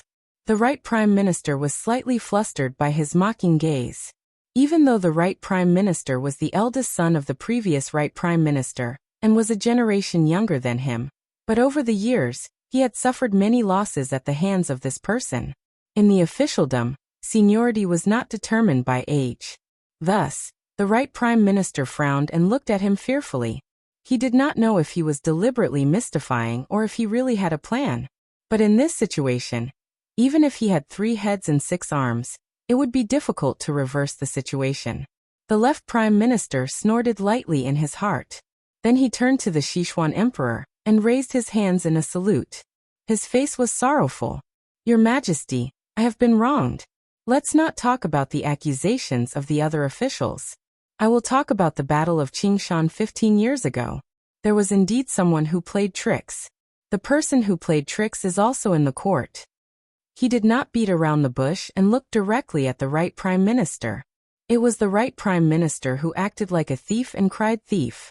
Hearing this, the right prime minister immediately counterattacked. Liangsong, don't slander me. I have evidence, do you? Slandering an official of the court, according to the law, you should be executed. Is the right prime minister angry out of humiliation? Ministers was sneered, and then continued to speak to the gloomy Sichuan emperor. Recently, I have also received evidence about the battle. Although I don't know who sent it, the imprint on it is real. As he spoke, Prime Minister Zhuo also took out a stack of letters from his bosom. At this time, eunuch Xiao immediately took the letters and handed them to Prime Minister Zhuo under Sichuan Emperor's indication. The right Prime Minister was a little flustered. Seeing His Majesty flip through the papers one by one, he felt even more uncertain. He turned to look angrily at the left Prime Minister. Liang Song, don't think that His Majesty will believe you just because you fabricated evidence. You have committed a heinous crime and will be punished sooner or later. The left Prime Minister looked at him coldly. Right Prime Minister, these words are exactly what I wanted to say to you. Don't go for wool and come home shorn.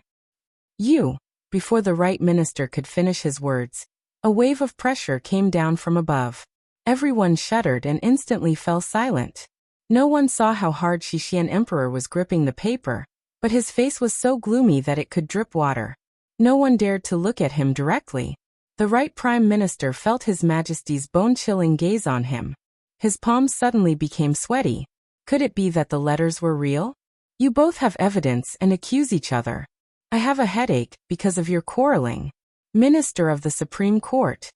The Sichuan Emperor suppressed the irritation and anger in his heart and called out in court.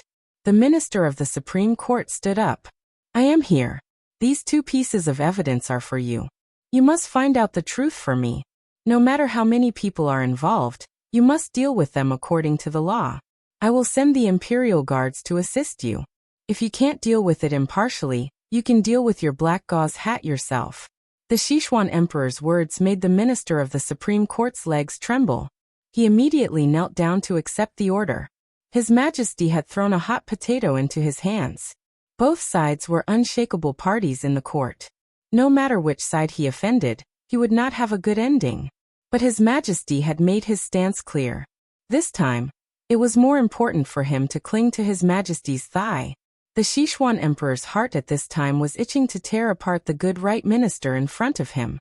But today's situation was set up for Xiao Su and the Liang family. He could not touch the Fu family first. Otherwise, he would be playing into the hands of Xiao Su and the left minister. From the actions of the left minister's faction today, it could be seen that they had come prepared. Because after the minister of the Supreme Court left, the people of the left minister's faction came forward to accuse the right minister's faction of conniving with their subordinates, abusing their power, deceiving the world, and stuffing their own pockets. From buying and selling official positions to exploiting the wealth of the people, the list of crimes was no less serious than the 108 crimes of the Liang family. The civil and military officials who had not been implicated were so shocked by this turn of events that they could not say a word. The 2 largest parties in the imperial court did not maintain a harmonious relationship on the surface. They began to shed all pretenses of cordiality, biting each other and swearing to fight to the death with each other. Every matter they said was enough to shock the imperial court. When one scandal after another was exposed, the West Xian Emperor was infuriated. He had thought that he had single-handedly created a prosperous country, but he had never thought that it was this group of officials who had deceived him on the surface. Every day at court, they sang his praises, only reporting the good news and not the bad. As a result, he had no idea that his country had long been nibbled away by these people to the point that it was about to lose its foundation. Good, you are all worthy of being my good officials. I have a whole new level of respect for you. The Sichuan Emperor was so angry that he laughed. His eyes swept over these trembling officials. It was sad and laughable. His hand firmly gripped the dragon throne, and he resisted the urge to fling his sleeves and leave.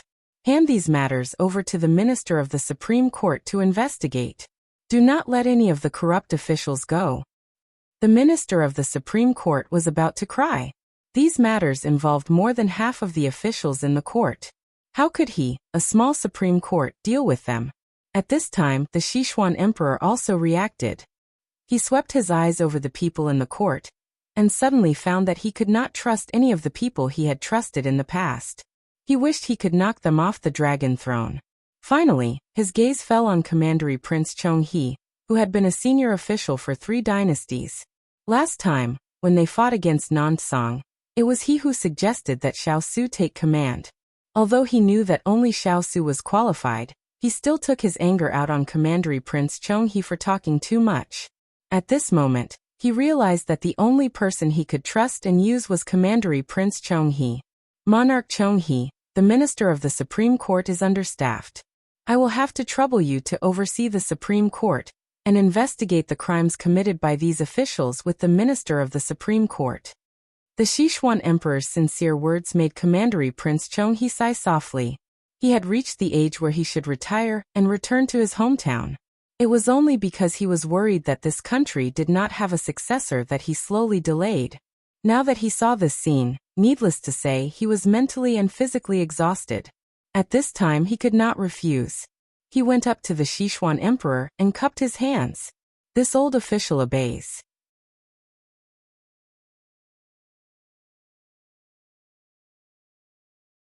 Chapter 1351. Being able to become a senior official of 3 dynasties was not only because he had lived long enough, but also because of his conduct and the achievements he had made for the country. Commandery Prince Chonghe had served 3 emperors, and was highly valued under them. This was because he was not only knowledgeable, but also could run at the front every time the country was in trouble, and the people were in danger. He was different from those officials who were afraid of death. During the drought 20 years ago, the flood 30 years ago, and the enemy's attack 50 years ago, he was the one who ran at the front line for the emperor. When his wife gave birth to a child, he was still bravely fighting against the enemy. His son, who had been raised to fight against the disaster, was caught in the torrential flood while saving the people. In the end, his grandson also sacrificed himself for the country and the people. This family's contribution to the Sichuan kingdom was obvious to all. Therefore, there was a reason why the Sichuan emperor gave him this important task at this time. Among the ministers present, there must be some of his trusted aides. However, after experiencing the dogfight just now, he realized that after being the emperor for so many years, he couldn't even see people clearly. When he looked around, he couldn't even find a single person he could trust. He suddenly felt that he was very pitiful. However, even if he wanted to purge the court, he had to solve the most urgent matter in front of him. What happened today had already sounded the alarm in his heart. He could not let the situation go out of his control. Take these officials involved away. The left and right prime ministers have worked hard and made great contributions, but the truth has not been found out. After the court, stay in your own mansions first. I will send people to protect your safety. When the truth is out, I will announce your confrontation. Don't worry, I will prove your innocence, but I will not let any sinner go. With that, these officials who were suspects and accusers of the case were taken away by the imperial guards in these unclear relationships. Xiao Ho looked at the 2 prime ministers in front of him who were obviously struggling to stand, and then lowered his head to play with the exquisite lock in his hand. It seemed that the eldest brother did not say anything, but that was not the case. The Liang family's move looked like the eldest brother's. He was a person who either did not make a move, or once he made a move, he would definitely make the other party anxious. For so many years, he had suffered a lot from him. Xiao Ho let out a low chuckle, and continued to reduce his presence. The mighty stream of people rushed out of the hall. The rest of the ministers who were not affected looked at their former colleagues who were escorted out of the hall. They broke out in cold sweat, and wished they could leave the court as soon as possible. Everything that happened today was beyond what they could bear. The dragon would definitely not stop in his anger. They had to hurry home to take refuge. However, Sichuan Emperor did not want to give up. After the incident just now, Sichuan Emperor's eyes were very cold and sharp. He glanced at his eldest son, Xiao Su, who hadn't said a word since the beginning. After watching from the sidelines for so long, he must be very proud of himself.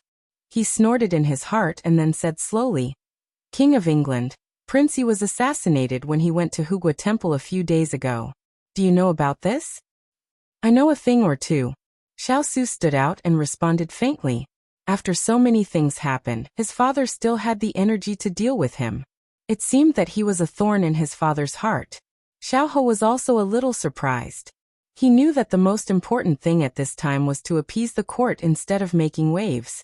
He didn't expect his father to be so stubborn. There would be a good show to watch later. I don't know much.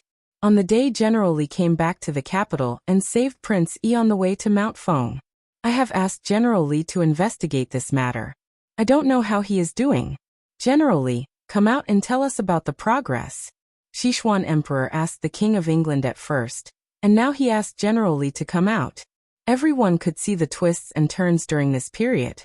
His Majesty was suspecting the King of England of assassinating Prince Yi. But was it credible? Li Weiyuan strode out. He didn't look at Xiao Su but faced the Sichuan Emperor directly. Your Majesty, I followed the clues left at the scene, and found that these people were very similar to the fierce cavalry of His Royal Highness. I suspect that this matter has something to do with the King of England. Everyone present knew that Li Weiyuan was on the Sichuan Emperor's side. It wasn't difficult to see that he represented the Emperor's intention since he spoke so bluntly. Whether this matter was done by the King of England or not, His Majesty wouldn't let the King of England off easily, because if he wanted to turn a blind eye, he wouldn't say it in the court. Everyone shuddered. The Sichuan Emperor looked at Xiao Su with cold eyes. King of England, do you have any explanation for General Li's words? Faced with this kind of accusation, there was no need to worry about excuses. Xiao Su didn't expect to go back safely when he entered the palace today. At this moment, some ministers in the court stood out one after another before Xiao Su responded. Your Majesty, could General Li have made a mistake? His Royal Highness has no reason to send people to assassinate Prince Yi. An old minister who had been an official for many years saluted the Sichuan Emperor, and then raised his objection. With the first objection, there was a second one. Your Majesty, His Royal Highness has done his best for the court. He has worked hard and made great contributions. He is kind to the people and strict in leading troops. He doesn't look like the kind of person who would kill his own brothers. Yes, Your Majesty. Is there any misunderstanding? Or is someone trying to frame him? As an official of the court who worked for the Emperor, it was like asking a tiger for its skin. It was already an instinct to seek advantages and avoid disadvantages. But at this moment, they dared to stand out for the future development of the country. These people were basically neutral parties. They supported the court and were loyal to the country, not the emperor or a prince. Although His Royal Highness Prince Ying did not grow up in the royal family, they were not stupid. They had eyes and could see that this was a very suitable and outstanding future successor. They would not allow anyone to slander him and strangle this good seedling to death. Therefore, even if they had to face His Majesty's anger, they could not sit and wait for death. Although they cherished their lives, they cared more about the country's future. The Sichuan Emperor didn't expect so many people to come forward to plead for Xiao Su in the blink of an eye. And the person in question didn't even say a word to defend himself. He suddenly felt a surge of anger in his heart. His son hadn't done anything yet, but he had gained so much support. If he didn't get rid of him, he would definitely endanger the country he worked so hard to build. It would be even more difficult for Ranner to inherit the throne. Just as the Sichuan Emperor was about to speak with a cold face, a gentle voice sounded from an inconspicuous corner of the hall. Father, since this matter arose because of I should have the right to speak.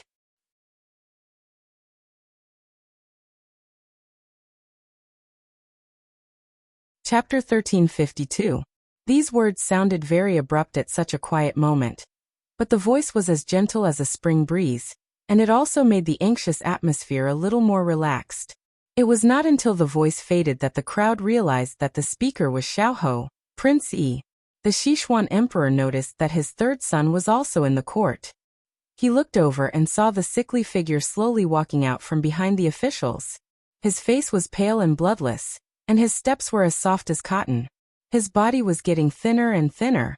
Apart from the gentle smile on his face, everything else about him was fragile. He was slightly stunned. How long had it been since he last saw his son? Why did he lose so much weight? Perhaps it was because of his fragile appearance. The Sichuan Emperor lowered his voice and asked, Prince Yi, what do you want to say? Don't worry. Just tell me what you want to say. I will uphold justice for you. His third son had been recuperating in the mansion for many years. Compared to his brothers, he rarely participated in the political affairs of the court. He was more like a blank piece of paper, modest and amiable. However, for some reason, the Sichuan emperor felt that he didn't like Xiao Su as much as his brothers did. Therefore, the Sichuan emperor was relieved to let Xiao Ho have the right to speak. If Xiao Ho could deal a fatal blow to Xiao Su, that would be the best. He could then take advantage of the situation and imprison him. Xiao Ho raised his eyes and glanced at his father. He didn't miss the calculation in his father's eyes. He lowered his head and smiled. His father probably wanted to use him as a tool, but he was afraid that he wouldn't be able to do as he wished today. Father, I do want you to uphold justice for I. Good. Qiao Ji, find a seat for Prince Yi. The Sichuan emperor was delighted. Looking at his son who was on the verge of collapsing, he immediately asked Qiao Ji to bring a chair for him. He was afraid that his son would faint before he could speak. A hint of ridicule flashed through Xiao Ho's eyes, but it quickly disappeared into the corner of his eyes. Imperial Father, I am also very puzzled about the assassination attempt. I usually stay in the residence to recuperate. I don't fight with anyone, and have nothing to do with them. Why is it that when I go out, I attract a fatal disaster? But after knowing who the other party was, I also understood. Xiao Ho's words were as gentle and warm as spring water. Everyone quieted down to listen to him. Sichuan emperor was very satisfied, but he still asked with concern, "Who wants to kill you?" Xiao Ho sighed softly, then said with great grief, "That person is the son of the Southern Blue Nation's Prime Minister Yu Qingxi. He's also the minister in charge of this marriage." As soon as these words were spoken, the crowd went into an uproar. This was simply different from what they had imagined. How did a minister appear out of nowhere? Even the Sichuan emperor, who was usually calm in handling matters, was dumbfounded by Xiao Ho's words that didn't follow common sense. Xiao Su, who was originally part of the situation, stood like an outsider. He looked with some surprise at the person sitting with his back to him. He thought that Xiao Ho would take the opportunity to retaliate at this time, but unexpectedly he didn't. Where did this go wrong? This was the first time today that Xiao Su showed any emotion other than indifference. Sichuan Emperor's expression became much colder. What exactly is going on?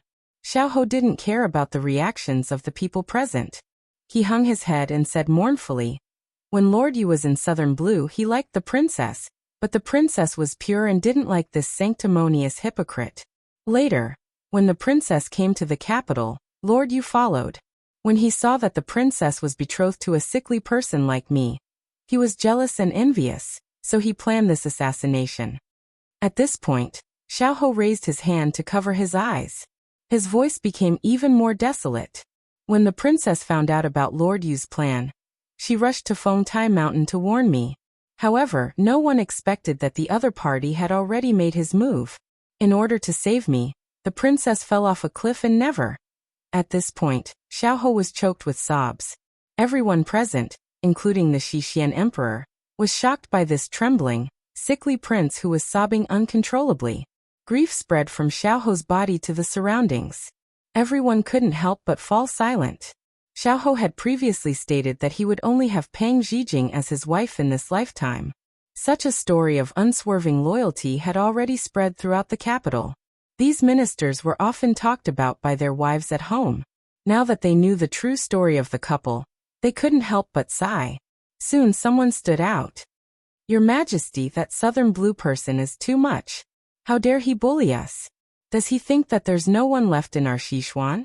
Prince Yi and the princess's love is stronger than gold, but in the end, they were separated by life and death.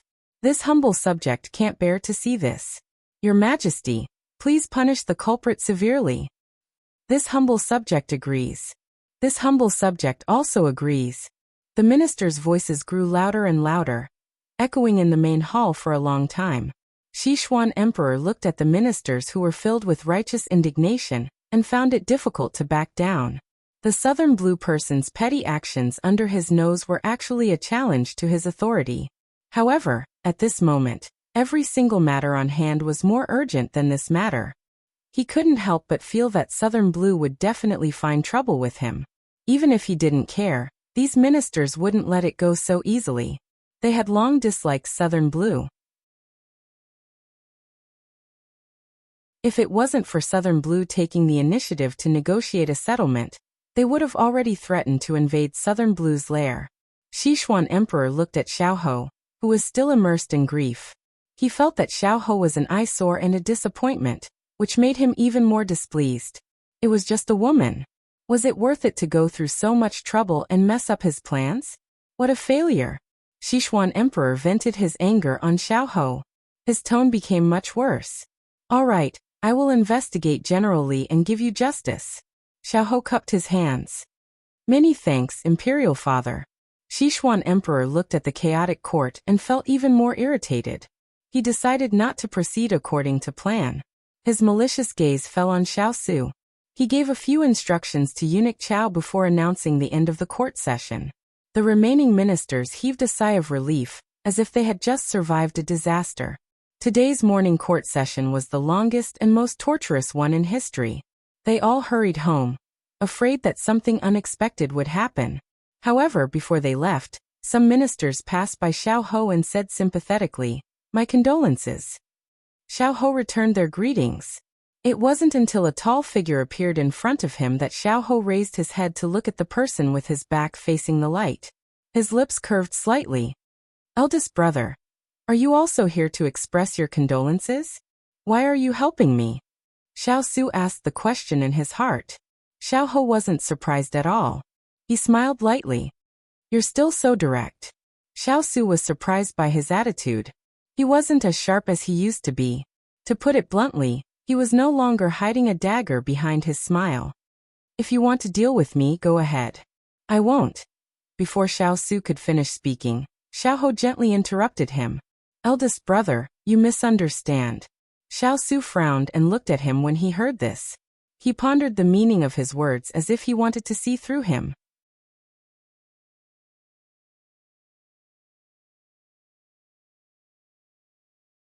Chapter 1353. Knowing that his actions today would arouse suspicion, Xiao couldn't help but smile when he saw Xiao sizing him up. "Why are you looking at me like that?" "It's nothing. Third younger brother is seriously injured, so take care of yourself." Xiao didn't know if he could feel the faint goodwill from Xiao, so he blurted out. When he finished speaking, both of them were stunned. It seemed that they hadn't treated each other so calmly in the past dozen years. Xiao was the first to speak. "Eldest brother, I have offended you in the past, but I will make up for it. Regardless of whether Imperial brother believes me or not, I will not oppose you in the future." Xiao wasn't someone who held grudges, and the other party was his own brother. Although he had schemed against him many times over the years, he hadn't suffered much.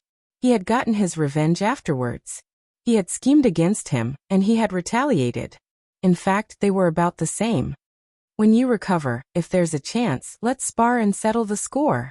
Although Xiao didn't care that his third brother had attacked him, he had attacked the little fellow several times. This was something he couldn't forgive easily. Of course, he didn't expect his eldest brother to understand the grudge between them so easily. At this time, Eunuch Xiao hurried over.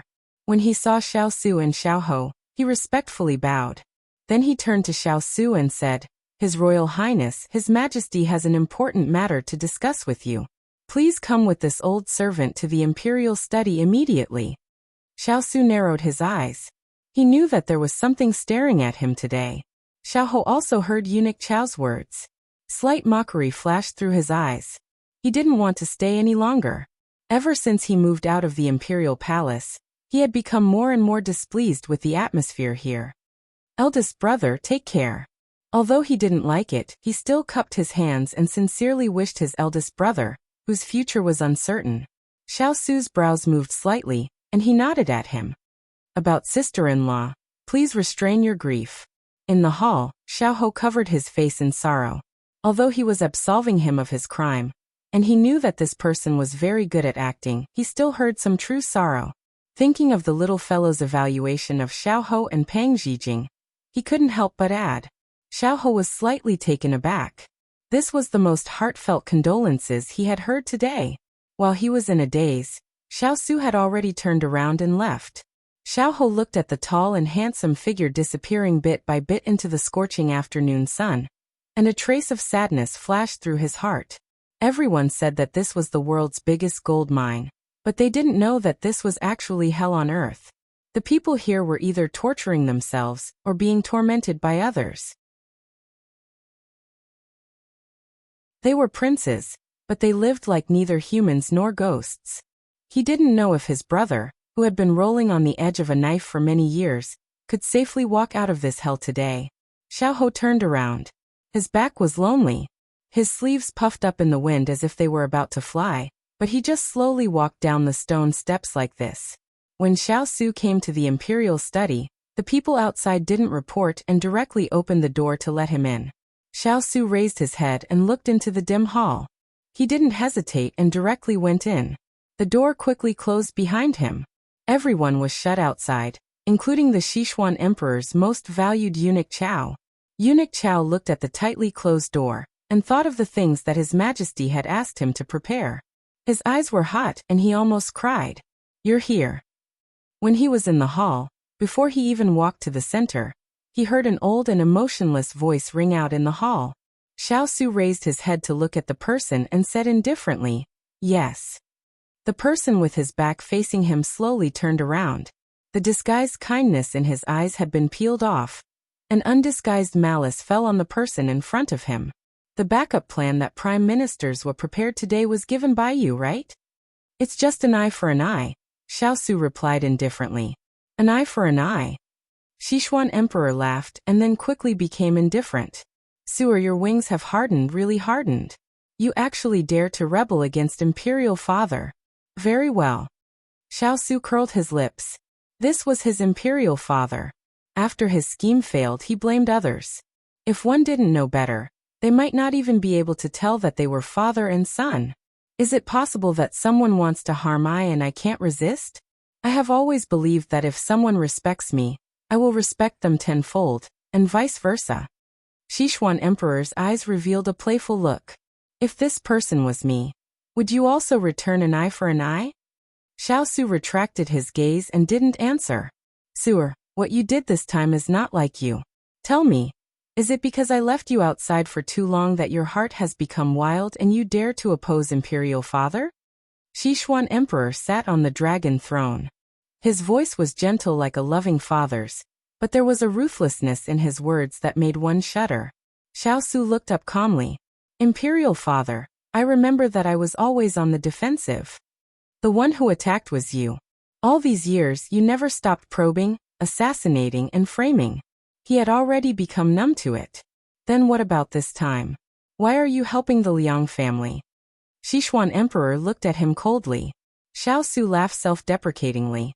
"Imperial father, don't forget that the Liang family is imperial mother's maiden family.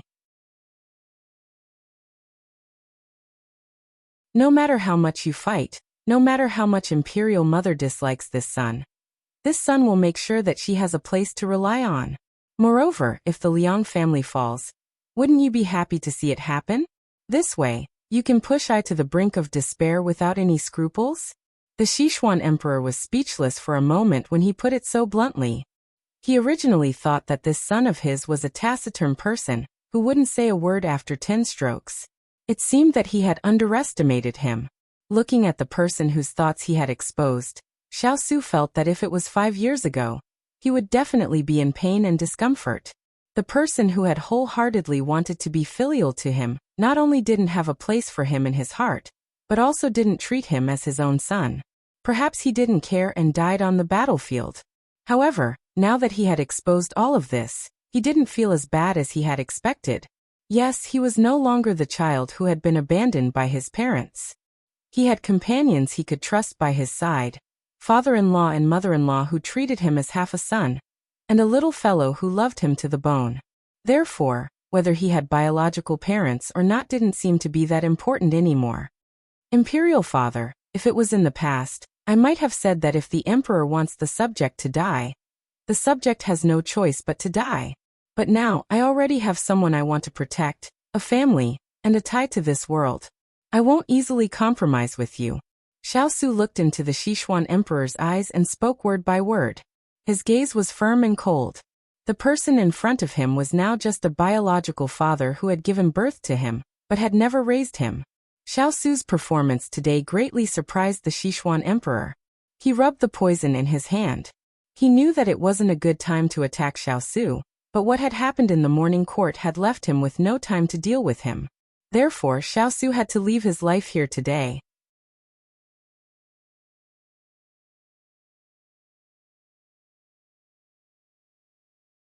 Chapter 1354. In the dark imperial study, the two people, one sitting and one standing, were both silent. The Sichuan emperor secretly sized up the person in front of him, as if he wanted to see him for the last time. After all, he was his flesh and blood. Even if he wanted to take his life, he still had a trace of reluctance. But today the Liang family and the Fu family had shed all pretenses of cordiality. Their dirty deeds of deceit were exposed, and they were involved in collusion with other countries, which involved half of the important officials in the imperial court. The country was in a crisis. If it was not handled well, the entire Sichuan would be finished. And the person in front of him was a ticking time bomb. At this critical moment, if he did not get rid of him first, he would take advantage of the fact that he had set him up and put his fiancée under house arrest. Then the country would be in danger. His plan had been completely disrupted. At this time, he had made a last-minute decision to attack Xiao Su. He had to get rid of this trouble before he dealt with the Liang family and the Fu family. The Sichuan emperor's fingers stopped rubbing. He raised his hand and put the porcelain bottle on the table. His dark eyes were dark. Su, don't blame your father for being ruthless. Xiao Su knew why he had called him in today, but he still wanted to see how far this person, who had schemed to get rid of him, would go. Although he had disappointed her time and time again over the years, she still longed for the person she looked up to, and for the person to treat her with genuine love and affection. Now that he saw the bottle of medicine, he felt that he could finally give up on that thought. He could finally give up on the palace and the people in it completely. Xiao Su's gaze moved away from the porcelain bottle, and finally fell on the person behind the table. If I dies, you will have the energy to focus on dealing with the right and left prime ministers. You will uncover all the evil deeds they have done over the years, and then take back the power in their hands. In the past, you turned a blind eye, but now you are ready to be ruthless. The reason? Xiao Su's eyes dimmed. Is it to pave the way for fourth brother? His words were filled with doubt, but they were spoken with certainty. Sichuan emperor was a little surprised by Xiao Su's calmness in granting death, and his clear analysis of his motives. However, he was not surprised when he recalled that his son had always been cold and intelligent. Since you already know, Zhen will not beat around the bush with you. You can leave without worry. Zhen will not make things difficult for your imperial mother. Zhen will let her enjoy glory, splendor, wealth, and enjoy the rest of her life. As for your subordinates, as long as they are willing to submit to the court and serve your fourth imperial brother, Zhen will not pursue the matter. The Sichuan emperor knew that had a lot of capable people by his side, plus he had a group of elite soldiers and strong generals. If they could be used by it would be of great help to him when he inherited the throne in the future. Xiao Su knew very well what this person was up to after having clashed with him so many times in secret. Imperial father. Xiao Su met his father's gaze. The surging emotions in his eyes suddenly calmed down. Sichuan emperor was stunned by his cold and cheerless voice. Then he said magnanimously, "If you have any unfulfilled wishes, say them all.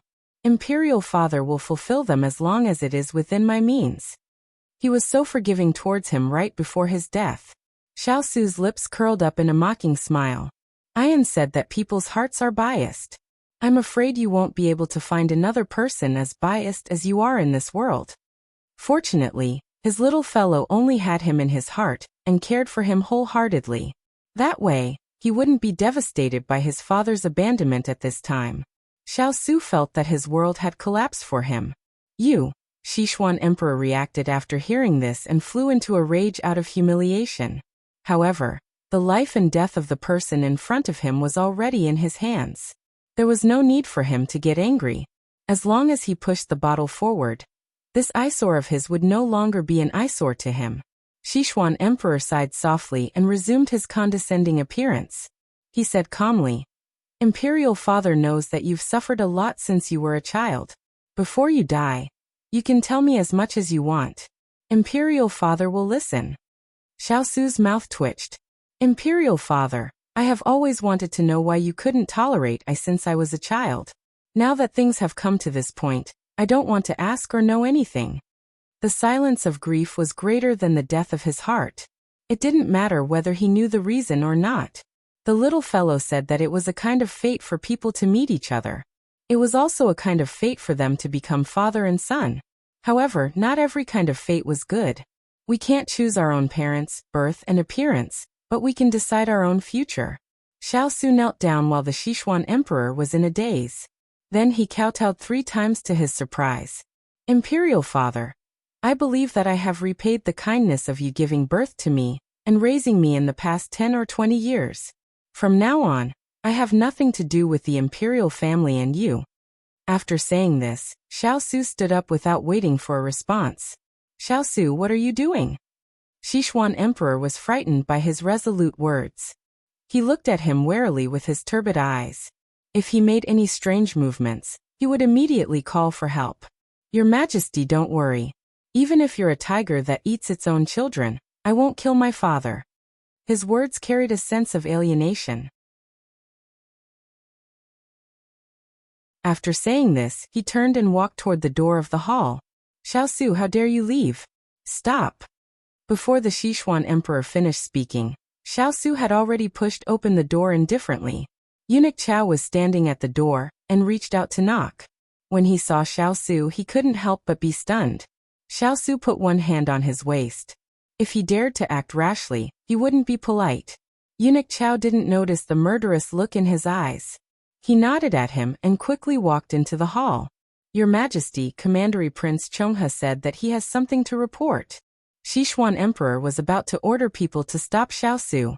When he heard this, he ignored it.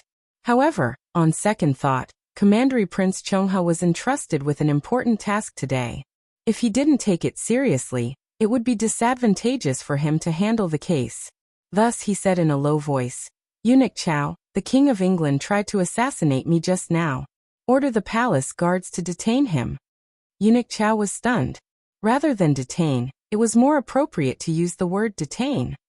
Szechuan Emperor was displeased by his reaction. Why are you standing there like a fool? Quickly invite the Commandery Prince in.